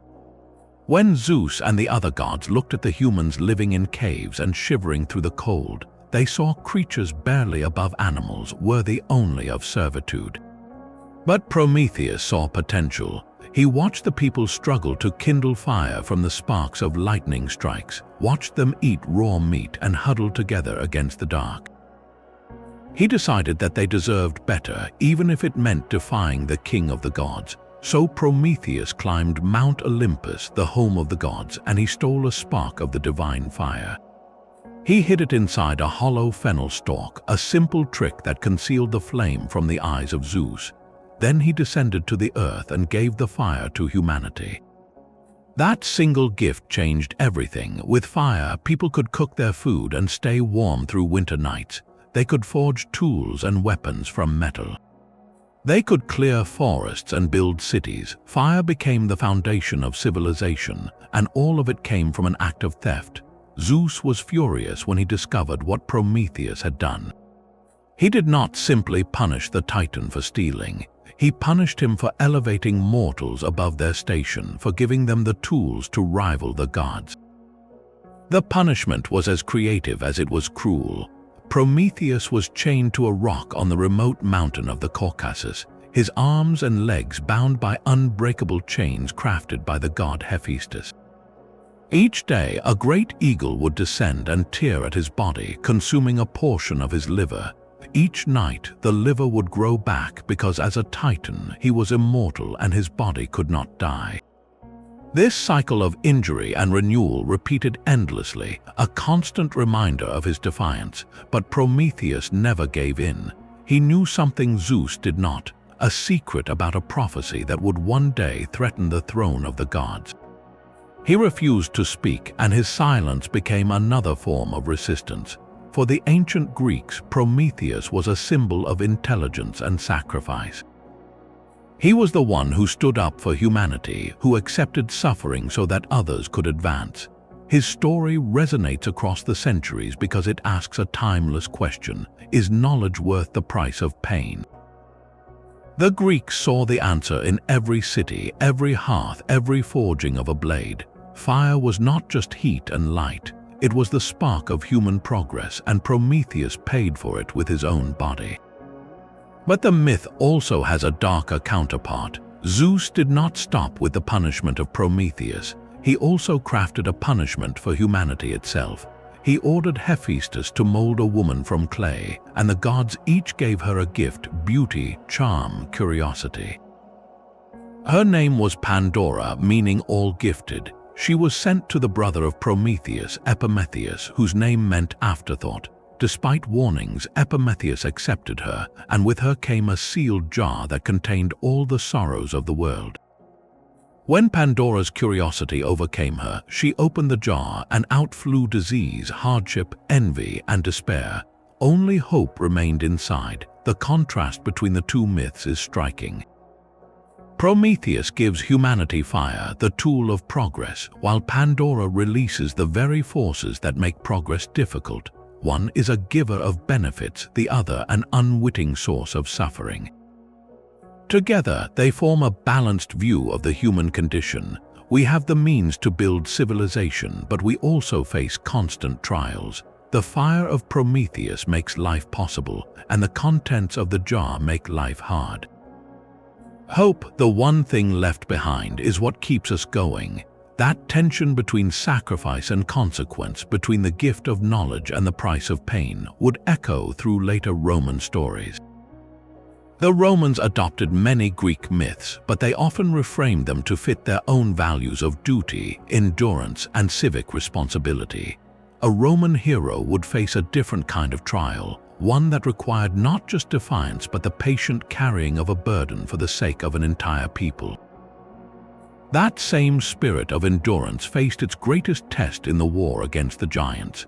In Roman myth, the sons of Gaia, the earth itself, rose up against the gods of Olympus. They were not the titans who had been imprisoned long before. These were a new breed born from the blood of the sky and the rage of the soil, vast and wild, with serpents for legs and mountains in their fists. They hurled boulders and entire cliffs at the heavens, determined to tear down the order that Jupiter had established. The Romans told this story with a particular emphasis on civilization over chaos. For them, Jupiter was not just a storm god throwing lightning bolts. He was the guardian of law, of the state, of the very structure that allowed cities to stand and families to thrive. The giants represented everything that opposed that structure: raw, untamed nature, the lawlessness of the wilderness, the brute force that would crush the delicate agreements of society. The battle was not simply a fight for survival. It was a defense of everything human beings had built. Jupiter summoned all the gods to fight alongside him.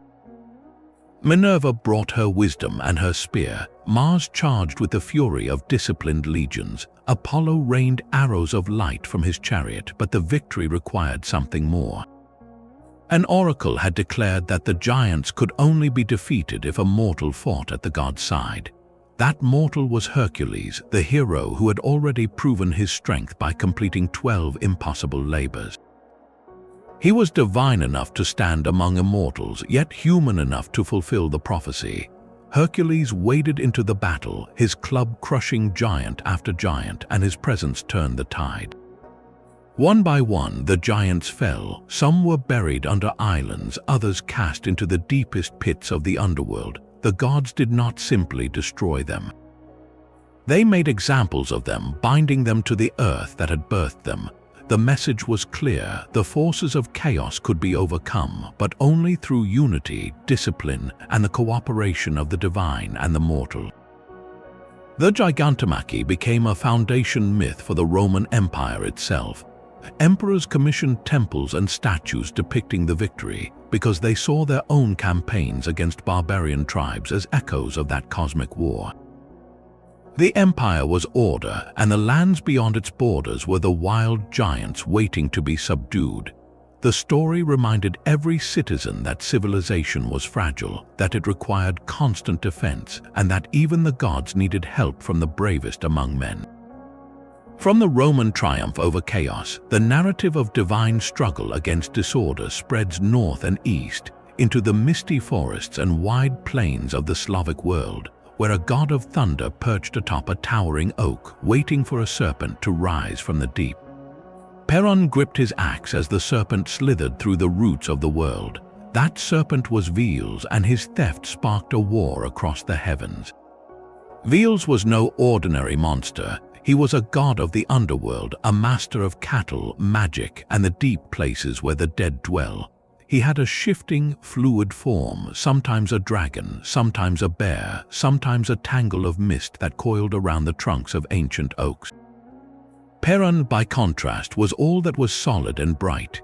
He was the thunder god, the lord of the sky, the one whose chariot rumbled across the clouds and whose axe, or sometimes hammer, split the air with lightning. He was the protector of order, of the prince, of the warrior class, and his home was the tallest oak on the highest hill, a tree that reached into the heavens and anchored the earth. The trouble began when Veles grew restless in his damp underworld realm. He coveted what Perun had: the cattle that grazed on the green slopes, the rain that fell from the sky, the light that pierced the canopy. So Veles crept upward, using his powers of shape-shifting and deception, and he stole the cattle. He drove them down into his dark lair, or he hid them in the hollow of a mountain, and he laughed at the sky. Perun was not a god who laughed back. He rose from his oak throne and began the chase. He hurled lightning bolts at the earth, each strike a spear of fire aimed at Veles. He called down thunder that shook the mountains and rain that turned rivers into floods. The storms that rolled across the Slavic plains were not random weather. They were the footsteps of Perun pursuing the serpent who had broken the cosmic peace. The chase took them across every part of the world. Veals transformed into a snake, a wolf, a tree, a stone, but Perun always found him. The sky god would pin the serpent under boulders, burn him with lightning, or cut him with his axe, and Veals would always escape, slipping away into a crack in the earth, only to rise again in another season. This endless cycle became the heartbeat of the Slavic year. When Perun finally struck Veals down, the rains would come, the cattle would be returned, and the land would be fertile. But when Veals grew strong again, he would steal the moisture, the sunlight, the warmth, and winter would settle over the fields. The conflict was not good versus evil. It was the tension between two necessary forces, the sky that gives life and the underworld that holds the seeds of renewal. At the center of this drama stood the cosmic tree, the world oak that connected all realms. Perun lived in its branches, Veals coiled among its roots, and humans lived where the trunk met the earth. The tree was the axis of the whole universe, and every time Perun struck it with his lightning, it trembled, sending ripples through the lives of every creature. The early Slavs saw this story written in the landscape around them. The oak groves were sacred, the thunderstorm was a sacred battle, and the offerings they made, bread, honey, and the blood of a bull, were ways to honor both gods because both were needed. Perun brought the rain, but Veals guarded the wealth of the earth, the cattle, the gold, the knowledge of magic and poetry. A world without either would be incomplete. This story of a sky god and a serpent of the deep is one of the oldest patterns in human imagination. It appears in the Norse conflict between Thor and Jormungandr, in the Hindu battle of Indra and Vritra, in the Canaanite struggle of Baal and Lotan. Each version is shaped by the land and the people who tell it, but the core remains the same. The sky must fight the underworld to keep the world in balance. For the Slavs, that balance was never final. The storm would pass, the sun would shine, but Veals would always return. The cycle of theft and pursuit, death and renewal, was the rhythm of life itself. And that rhythm, that sense of a world being sung into existence through conflict and cooperation, finds a profound echo in the oldest living culture on Earth. Far to the south, across oceans and continents, the Aboriginal peoples of Australia have a way of understanding creation that does not separate gods from land or past from present. They call it the dream time, and in its stories, the earth itself is still being shaped by the footsteps of the first ancestors. In the dream time of Australia, the land was not yet dry and firm. It was a flat, empty expanse, silent and without form. Nothing moved except the wind and the dust. Then the Rainbow Serpent stirred from beneath the earth. She rose up, her body a cascade of colors that painted the sky. As she pushed through the surface, her massive coils carved deep channels into the ground, and those channels became the rivers that still flow across the continent. Where her body rested, waterholes formed. Where she pressed down, mountains rose. Where she twisted, valleys bent. Every curve of her passage left a permanent mark on the landscape. She was not just a creator, she was a lawgiver. As she traveled, she sang the names of every plant and animal into being, giving each a place and a purpose. She taught the first people how to find water, how to hunt, and how to live in harmony with the land. But she also warned them the land was sacred, and those who broke its rules would face her anger. In one story, a group of people ignored her teachings. They took more than they needed, they wasted the water, they disturbed the resting places of the ancestors. The Rainbow Serpent rose again, but this time not to shape. She opened her great mouth and swallowed them, pulling them back into the earth. Then she settled into a deep sleep beneath a waterhole, and the land returned to balance. Her story is not a myth from a distant past. For Aboriginal peoples, the Rainbow Serpent is still present. The rivers still follow her tracks, the waterholes still hold her breath. When a drought comes, some say she is sleeping deeply. When the rain returns, she is stirring again. The landscape itself is a living record of her journey. Every rock, every bend in the creek, every spring that bubbles from the ground carries a fragment of her story. This deep connection between the divine and the geography of a place is something many cultures share. The land is not just a backdrop, it is the body of the sacred. From the Rainbow Serpent who carved the Australian outback, the next legend rises from the high plains of southern Africa, where a sky goddess once placed her children among the stars and taught a people how to endure.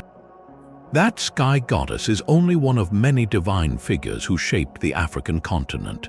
On the high plains of what is now South Africa, another creator emerged from a bed of reeds, and his name was Unkulunkulu. He was not a god in the distant heavens. He was the first human, the ancestor of all people, and he rose from the earth itself, from a single stalk of reeds that split open and released him into the world. When he stood up, he looked around at the empty land and began to speak. Every word he uttered became a living thing. He named the animals and they appeared. He called the mountains into shape and they rose. He spoke the rivers into flowing and they ran. But Unkulunkulu did not stop with creation. He also gave people the tools of survival, the knowledge of fire, the way to build homes, the customs of marriage and respect for elders. He taught them how to honor the ancestors, how to conduct ceremonies, and how to settle disputes. And then he did something that set him apart from many other creator figures. He gave them death. According to the Zulu tradition, Unkulunkulu sent a chameleon to deliver a message to humanity. The message was that people would not pass from life permanently, that they would live again after a time. The chameleon was slow and lazy. It stopped to eat and rest along the way. Meanwhile, Unkulunkulu changed his mind, or another version says a lizard overheard the plan and raced ahead, delivering a different message, that people would pass from life and never return. When the chameleon finally arrived, its message was too late, and so death became a permanent part of human existence. This story reveals a deep truth about the Zulu understanding of the sacred.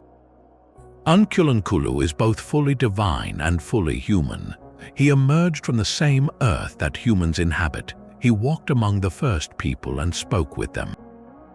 He did not live in a separate realm like a sky god. His presence was woven into the daily life of the community. Yet he was also the source of all things, the one who set the world in motion and then withdrew, leaving humanity to carry forward the customs he established. In this way, Unkulunkulu stands in contrast to other African high gods like Olorun of the Yoruba, who remains distant and delegates authority to the Orishas, or Nyame of the Akan, who owns the stories but does not walk the earth. Unkulunkulu is closer, more intimate, a creator who shares the fragility of his creation. The interplay of divinity and humanity in his story asks a quiet question: what does it mean to be both the maker and the made? The Zulu answer seems to be that responsibility and mortality are bound together, that to be human is to inherit both the gifts and the limits passed down from the first ancestor.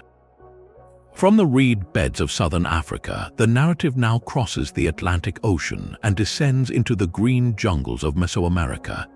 There, on the steps of a pyramid, two young hunters prepared to face the lords of the underworld. Their names were Hunahpu and Xbalanque, and they were the hero twins of the Maya. Their story is one of sacrifice, trickery, and a ball game played for the highest stakes imaginable. One ball game changed the shape of the sky. On the limestone court of the Maya underworld, the sound of a rubber ball bouncing against stone walls echoed through the darkness. Two brothers, Hunahpu and Xbalanque, had come to Xibalba, the place of fear, to challenge the lords of death at their own game, but this was no ordinary match.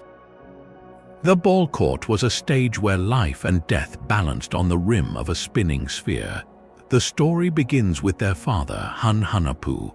He and his brother had once played ball near the entrance to the underworld, and the noise disturbed the lords of Xibalba. They summoned the two brothers, defeated them in a series of deadly trials, and then took the head of Hunahpu. They hung it in a calabash tree, which immediately bore fruit. When a maiden named Exquic approached the tree, the head spit into her hand and she became pregnant with the hero twins. This miraculous conception set the stage for a cycle of loss and renewal. The father had passed, but his bloodline carried on. Hunahpu and Exbalanque grew up as hunters and ball players, unaware of their divine heritage. But the noise of their game once again reached Xibalba, and the Lord summoned them. The twins knew the fate of their father. They also knew that direct force would fail, so they used cleverness. They accepted the invitation but sent a mosquito ahead to learn the names of each lord of the underworld.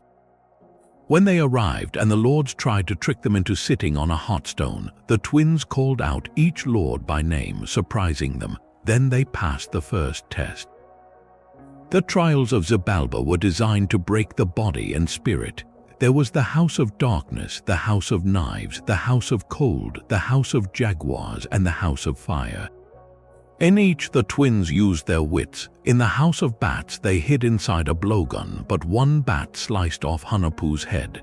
His body lay still, but his brother Exbalanque did not despair. He called on animals to bring a squash, which he shaped into a replacement head and placed it on his brother's shoulders. Then he found the real head and restored it. This act of repair echoes the same pattern seen in the myth of Osiris and the Eye of Horus. What is broken can be made whole again, but only through patience and cooperation. The final test was the ball game itself. The twins played against the lords of Xibalba using a ball made of rubber. The game was not about winning in the usual sense. It was a contest for the right to return to the surface. The twins let the lords believe they were winning, then revealed their true power at the moment of defeat. They allowed themselves to be captured and then sacrificed, but not before arranging a resurrection. They taught the lords a dance, then set fire to a house and jumped into it, appearing to die. When they emerged transformed, they had become the sun and the moon. The lords of Xibalba were left in the darkness of their own domain.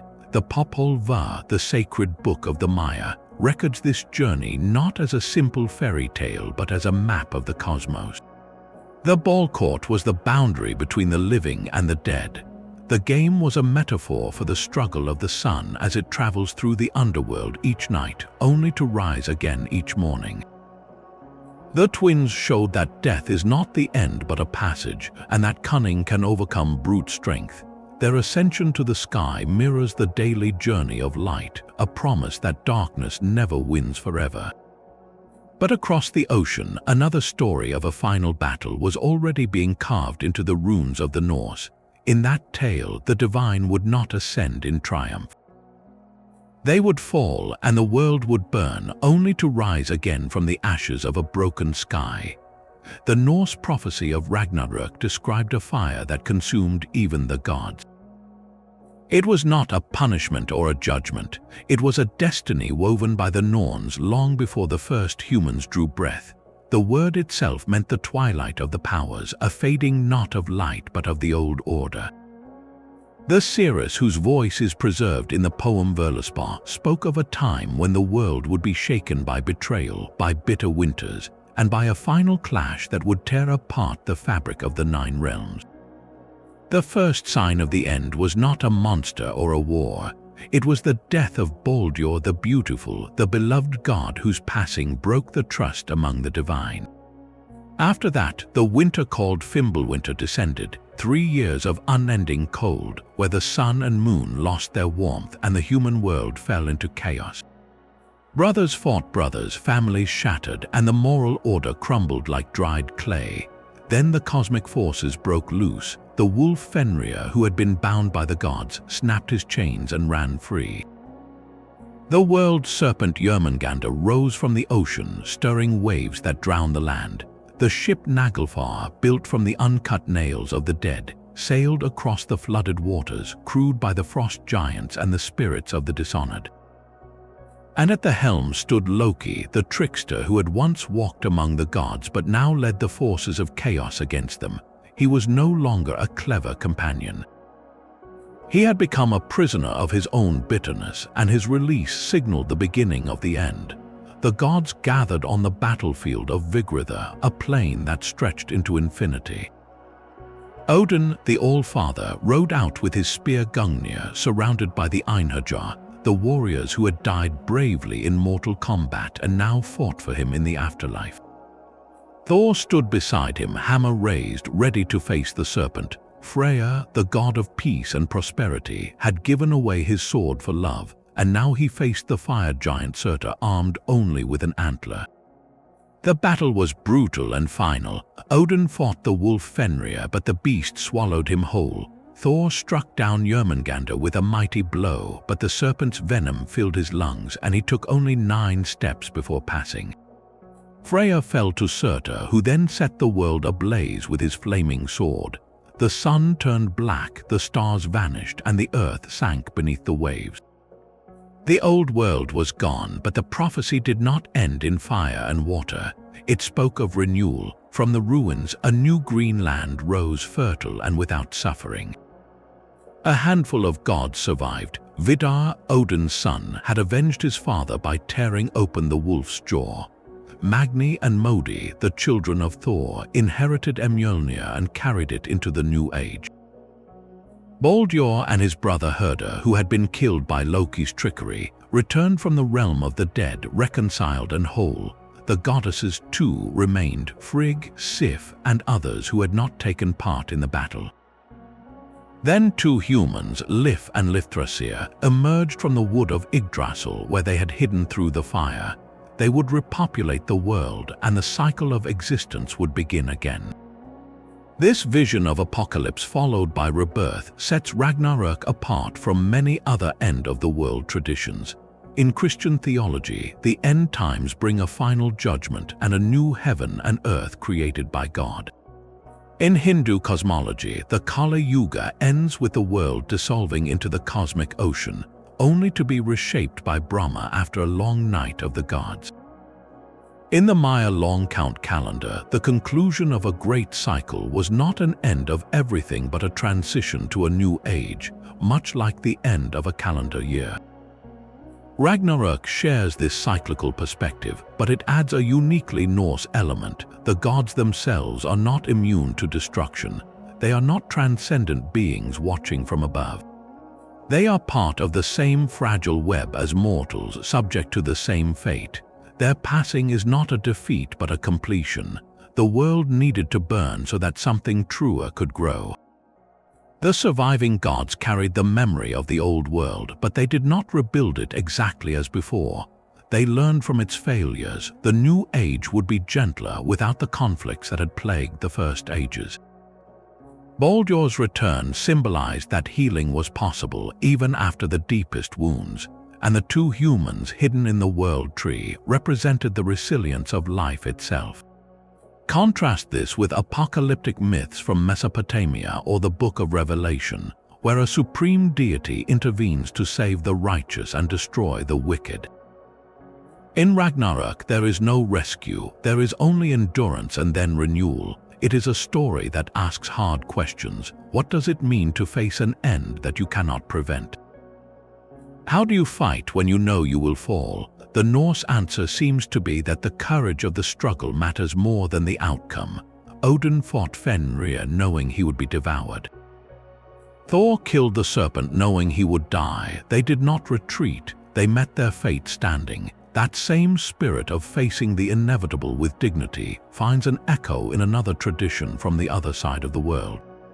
In the high deserts of the American Southwest, the Hopi people spoke of a series of worlds that had ended, each one destroyed because of human failures. And like the Norse, they believed that a new world would emerge, but only for those who remembered the old teachings. The threads of destruction and renewal are woven into the fabric of nearly every ancient culture, and the next step in our journey is to step back and look at them together. What do these shared patterns tell us about the human mind? Why do we keep telling stories of fire and flood and rebirth? A flood washes away the world in Mesopotamia, in Greece, in India, and in the high Himalayas.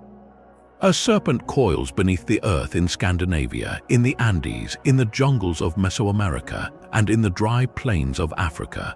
A god dies, is mourned, and returns in Egypt, in Canaan, in the Pacific Islands, and in the forests of the Celtic North.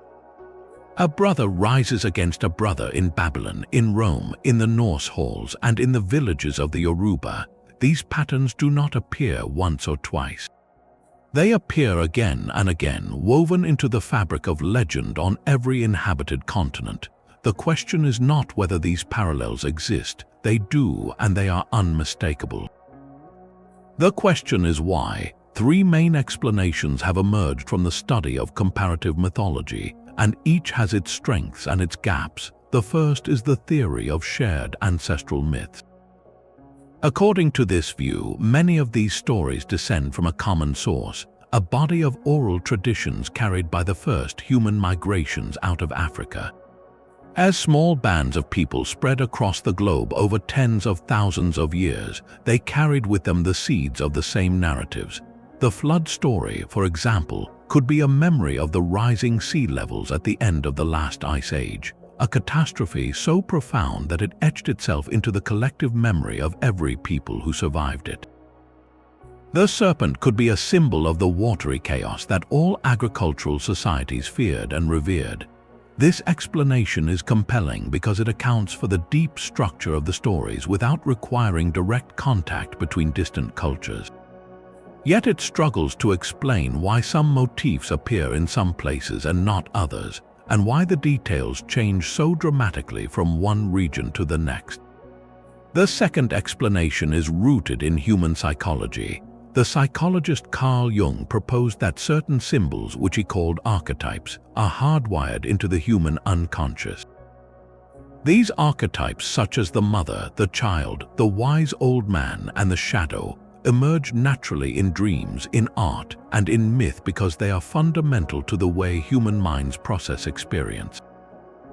A dying god archetype would arise spontaneously wherever a culture confronted the death of the land in winter and the hope of its return.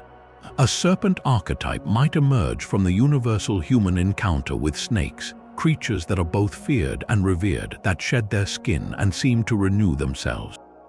Under this view, the similarities between legends are not the result of borrowing or inheritance, but of a shared human imagination responding to the same existential questions.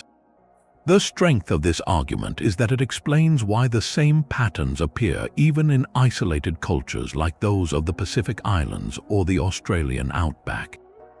Its weakness is that it can be difficult to test scientifically, and it risks reducing the rich diversity of myth to a handful of universal templates.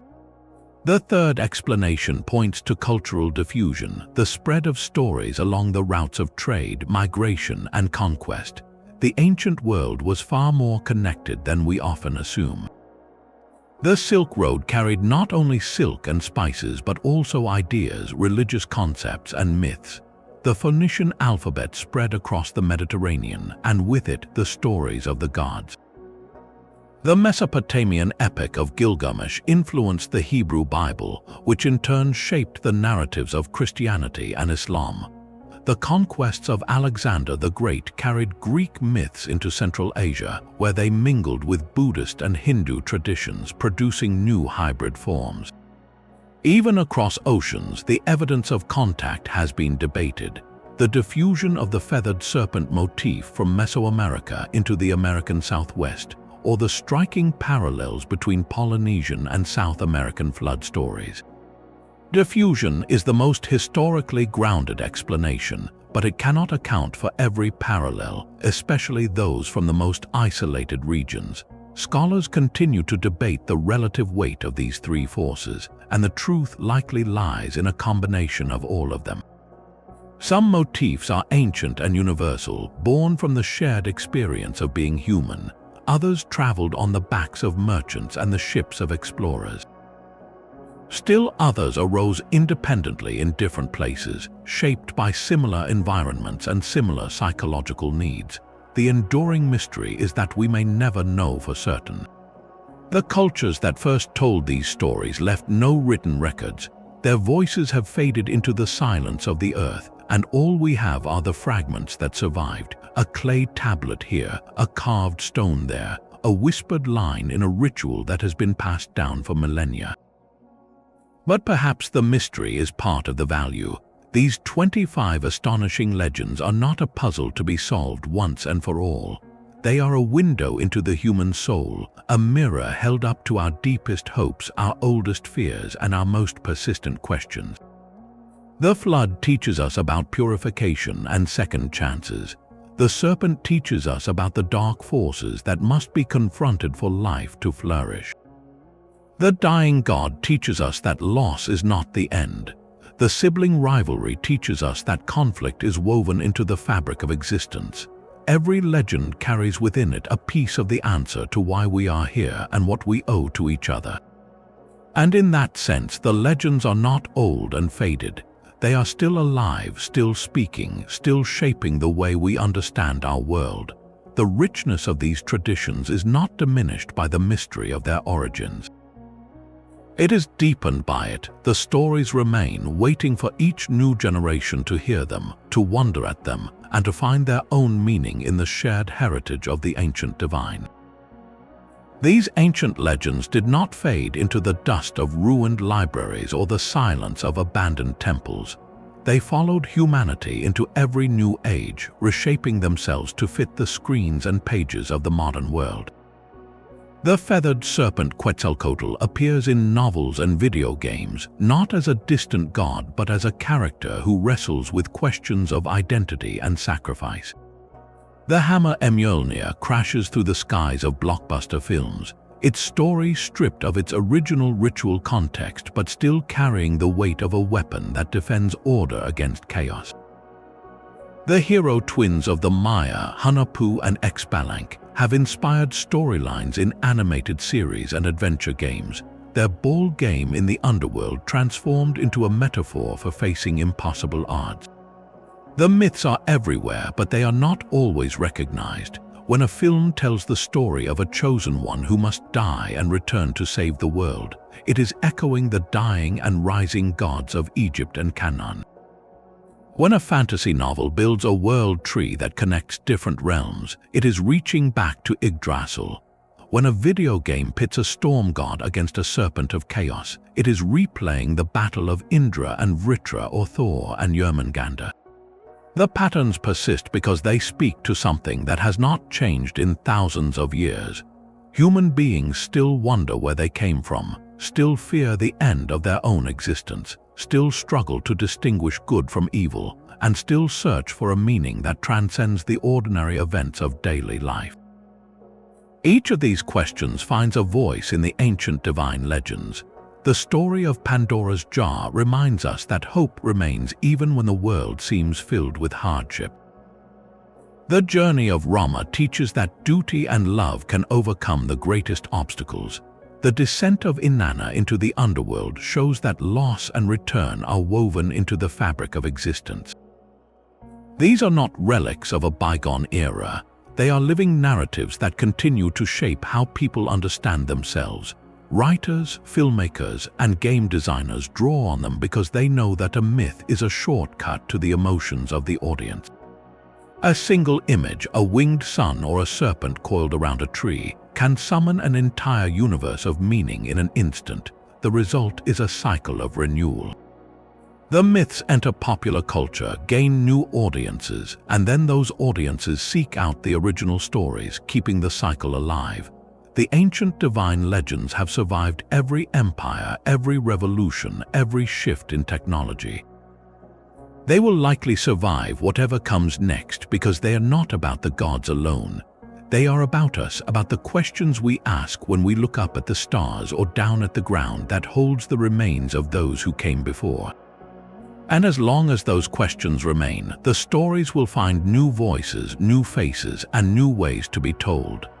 The clay tablets of the Baal cycle were buried for 3,000 years beneath the rubble of the ancient city of Ugaritic. When French archaeologists uncovered them in the 1920s and 30s, they brought back to light a world of storm gods, sea monsters, and dying and rising deities that had only been dimly known from scattered references in the Bible. Those tablets, written in a script that looks like wedge-shaped marks pressed into wet clay, contain the complete story of Baal's battle with Yam and his descent into the realm of Mot. They proved that the myths of Canon were not just fragments but a fully developed epic, one that shaped the religious imagination of an entire region. And they were not alone. In the 1950s, in the highlands of Guatemala, a Mayan manuscript known as the Popol Vuh was rediscovered after centuries of being hidden by indigenous communities. It recorded the journey of the hero twins through Xibalba, the very story that had been told in whispers since before the Spanish conquest. The pages of that manuscript, written in the Kitsch language using the Latin alphabet, preserved a tradition that had otherwise been lost to colonial destruction. Without it, the ball game and the resurrection of the sun would have remained only a rumor. Meanwhile, deep in the sands of Iraq, fragments of the Enuma Elish had been unearthed in the ruins of Nineveh and Babylon. The epic of creation, with its cosmic battle between Marduk and Tiamat, was pieced together from dozens of broken tablets. Each fragment added a line, a detail, a name, until the whole story emerged. A sky made from a goddess body, a river flowing from her eyes, and a king who claimed to rule in Marduk's name. The tablets did not just tell a story, they were used in royal ceremonies, reaffirming the king's authority each new year. They were political documents as much as religious ones. On the island of Crete, archaeologists uncovered frescoes depicting young men and women leaping over the backs of charging bulls. For decades, scholars linked these images to the Greek myth of the Minotaur, the half-bull creature that lived in the labyrinth. The frescoes did not prove the myth was literally true, but they showed that bull imagery and ritual athleticism were central to Minoan culture. The myth may have grown from these very practices, a story invented to explain a dangerous and awe-provoking tradition. And then there is Göbekli Tepe, a site in southeastern Turkey that is rewriting everything we thought we knew about early religion. Built around 11,000 years ago, long before the invention of writing or the rise of cities, it consists of massive stone pillars arranged in circles, each carved with images of animals, foxes, snakes, scorpions, and birds. The people who built it were hunter-gatherers, yet they managed to move stones weighing tons and carve them with precision. No one knows exactly what they believed, but the site suggests that the urge to create sacred spaces, to gather and tell stories about the divine, predates settled civilization itself. These finds do not confirm that the myths are historically accurate in a literal sense. They do something more valuable. They show us the material world in which the legends were born. A tablet is not the same as a living belief, but it is a footprint. A fresco is not a god, but it is a gesture toward one. Together, these pieces of broken clay, faded ink, and carved stone form a mosaic of human longing. They reveal that every legend, no matter how fantastical, was once grounded in a real place, a real community, a real moment of wonder. The questions that remain unanswered are the ones that pull us back to the dig sites, the museum archives, and the oral traditions still alive in remote villages. What other stories lie buried beneath the dust of the centuries? Not every story that reaches us has traveled intact. The ancient legends we encounter today are often shaped by the very forces that preserved them: translation, adaptation, and the creative imagination of later generations. It is easy to assume that a myth we know from a blockbuster film or a popular novel is the original, but the truth is far more layered. Consider the thunder god Thor. In the Norse sources, he is a blunt, straightforward force, a defender of farmers and a drinker of giant-sized mead. He is not the noble, sarcastic hero of modern comics. The hammer Mjolnir is a tool of blessing and destruction, not a magical weapon that returns to his hand for comic effect. The sanitized version has its own power, but it is a reinterpretation, not a faithful retelling. The same happens with Egyptian mythology. The elegant, mysterious figures we see in museum exhibits and fantasy games often merge attributes from different periods and regions. Anubis, the god of embalming, is sometimes shown as a villain or a guide, roles he never held in ancient temples where he was a protector of the dead. The famous Eye of Horus, a symbol of protection, has been turned into a logo for everything from jewelry to clothing, stripped of its original context as a sign of royal power and divine healing. These reimaginings are not inherently wrong, but they create a distance between us and the people who first told these stories. They flatten the complexity of a pantheon where each god had specific duties, relationships, and histories that changed over centuries. Another common mistake is treating all divine legends as literal history. A flood story in Mesopotamia does not prove a global deluge any more than a dragon fight in Scandinavia proves a real serpent. These were metaphors, explanations for natural cycles, and reflections of deep human fears. To read them as factual accounts misses their purpose, to make sense of a world that was often harsh and unpredictable. The ancient storytellers were not journalists. They were poets, priests, and parents passing down wisdom in a form that would stick in the memory. When we conflate a myth from India with one from the Pacific, we also risk ignoring the distinct cultural fingerprints on each version. The trickster Moi in Polynesia is not the same as the spider Anansi in West Africa, even though both use cleverness to overcome larger foes. Moi's stories are tied to the islands, the ocean, and the sky in ways that Anansi's are not. To lump them together under a single label is to erase the unique geography, values, and challenges that shaped each tradition. Modern retellings sometimes exaggerate the violence or the romance of these legends to fit our entertainment expectations. The original tales often had a different pace, a focus on ritual or long genealogies that modern audiences find boring, but those elements were essential to the communities that told them. A Maori chant about the creation of the world might take hours to recite, and every word had meaning. A Hollywood version might cut it to a 2-minute montage. The respect we owe to these traditions is not blind reverence. It is an effort to understand them on their own terms first, before we adapt them into something new. That means recognizing that the same story can serve different purposes in different times. The Epic of Gilgamesh was a meditation on mortality for the Babylonians. Today, it can be a story about friendship and loss. Both readings are valid, but the first is grounded in the culture that produced it. As we enjoy the modern versions, we can also take a moment to wonder, what did a farmer in the shadow of a ziggurat feel when he heard about the flood? What did a Viking mother tell her child as the winter storms howled? The answers are hidden in the details that the sanitized versions leave out, and those details, once glimpsed, make the legends richer, not poorer. The challenge is to hold both perspectives at once, to appreciate the fresh stories we have built, while remembering that they rest on a foundation of voices we can no longer hear directly.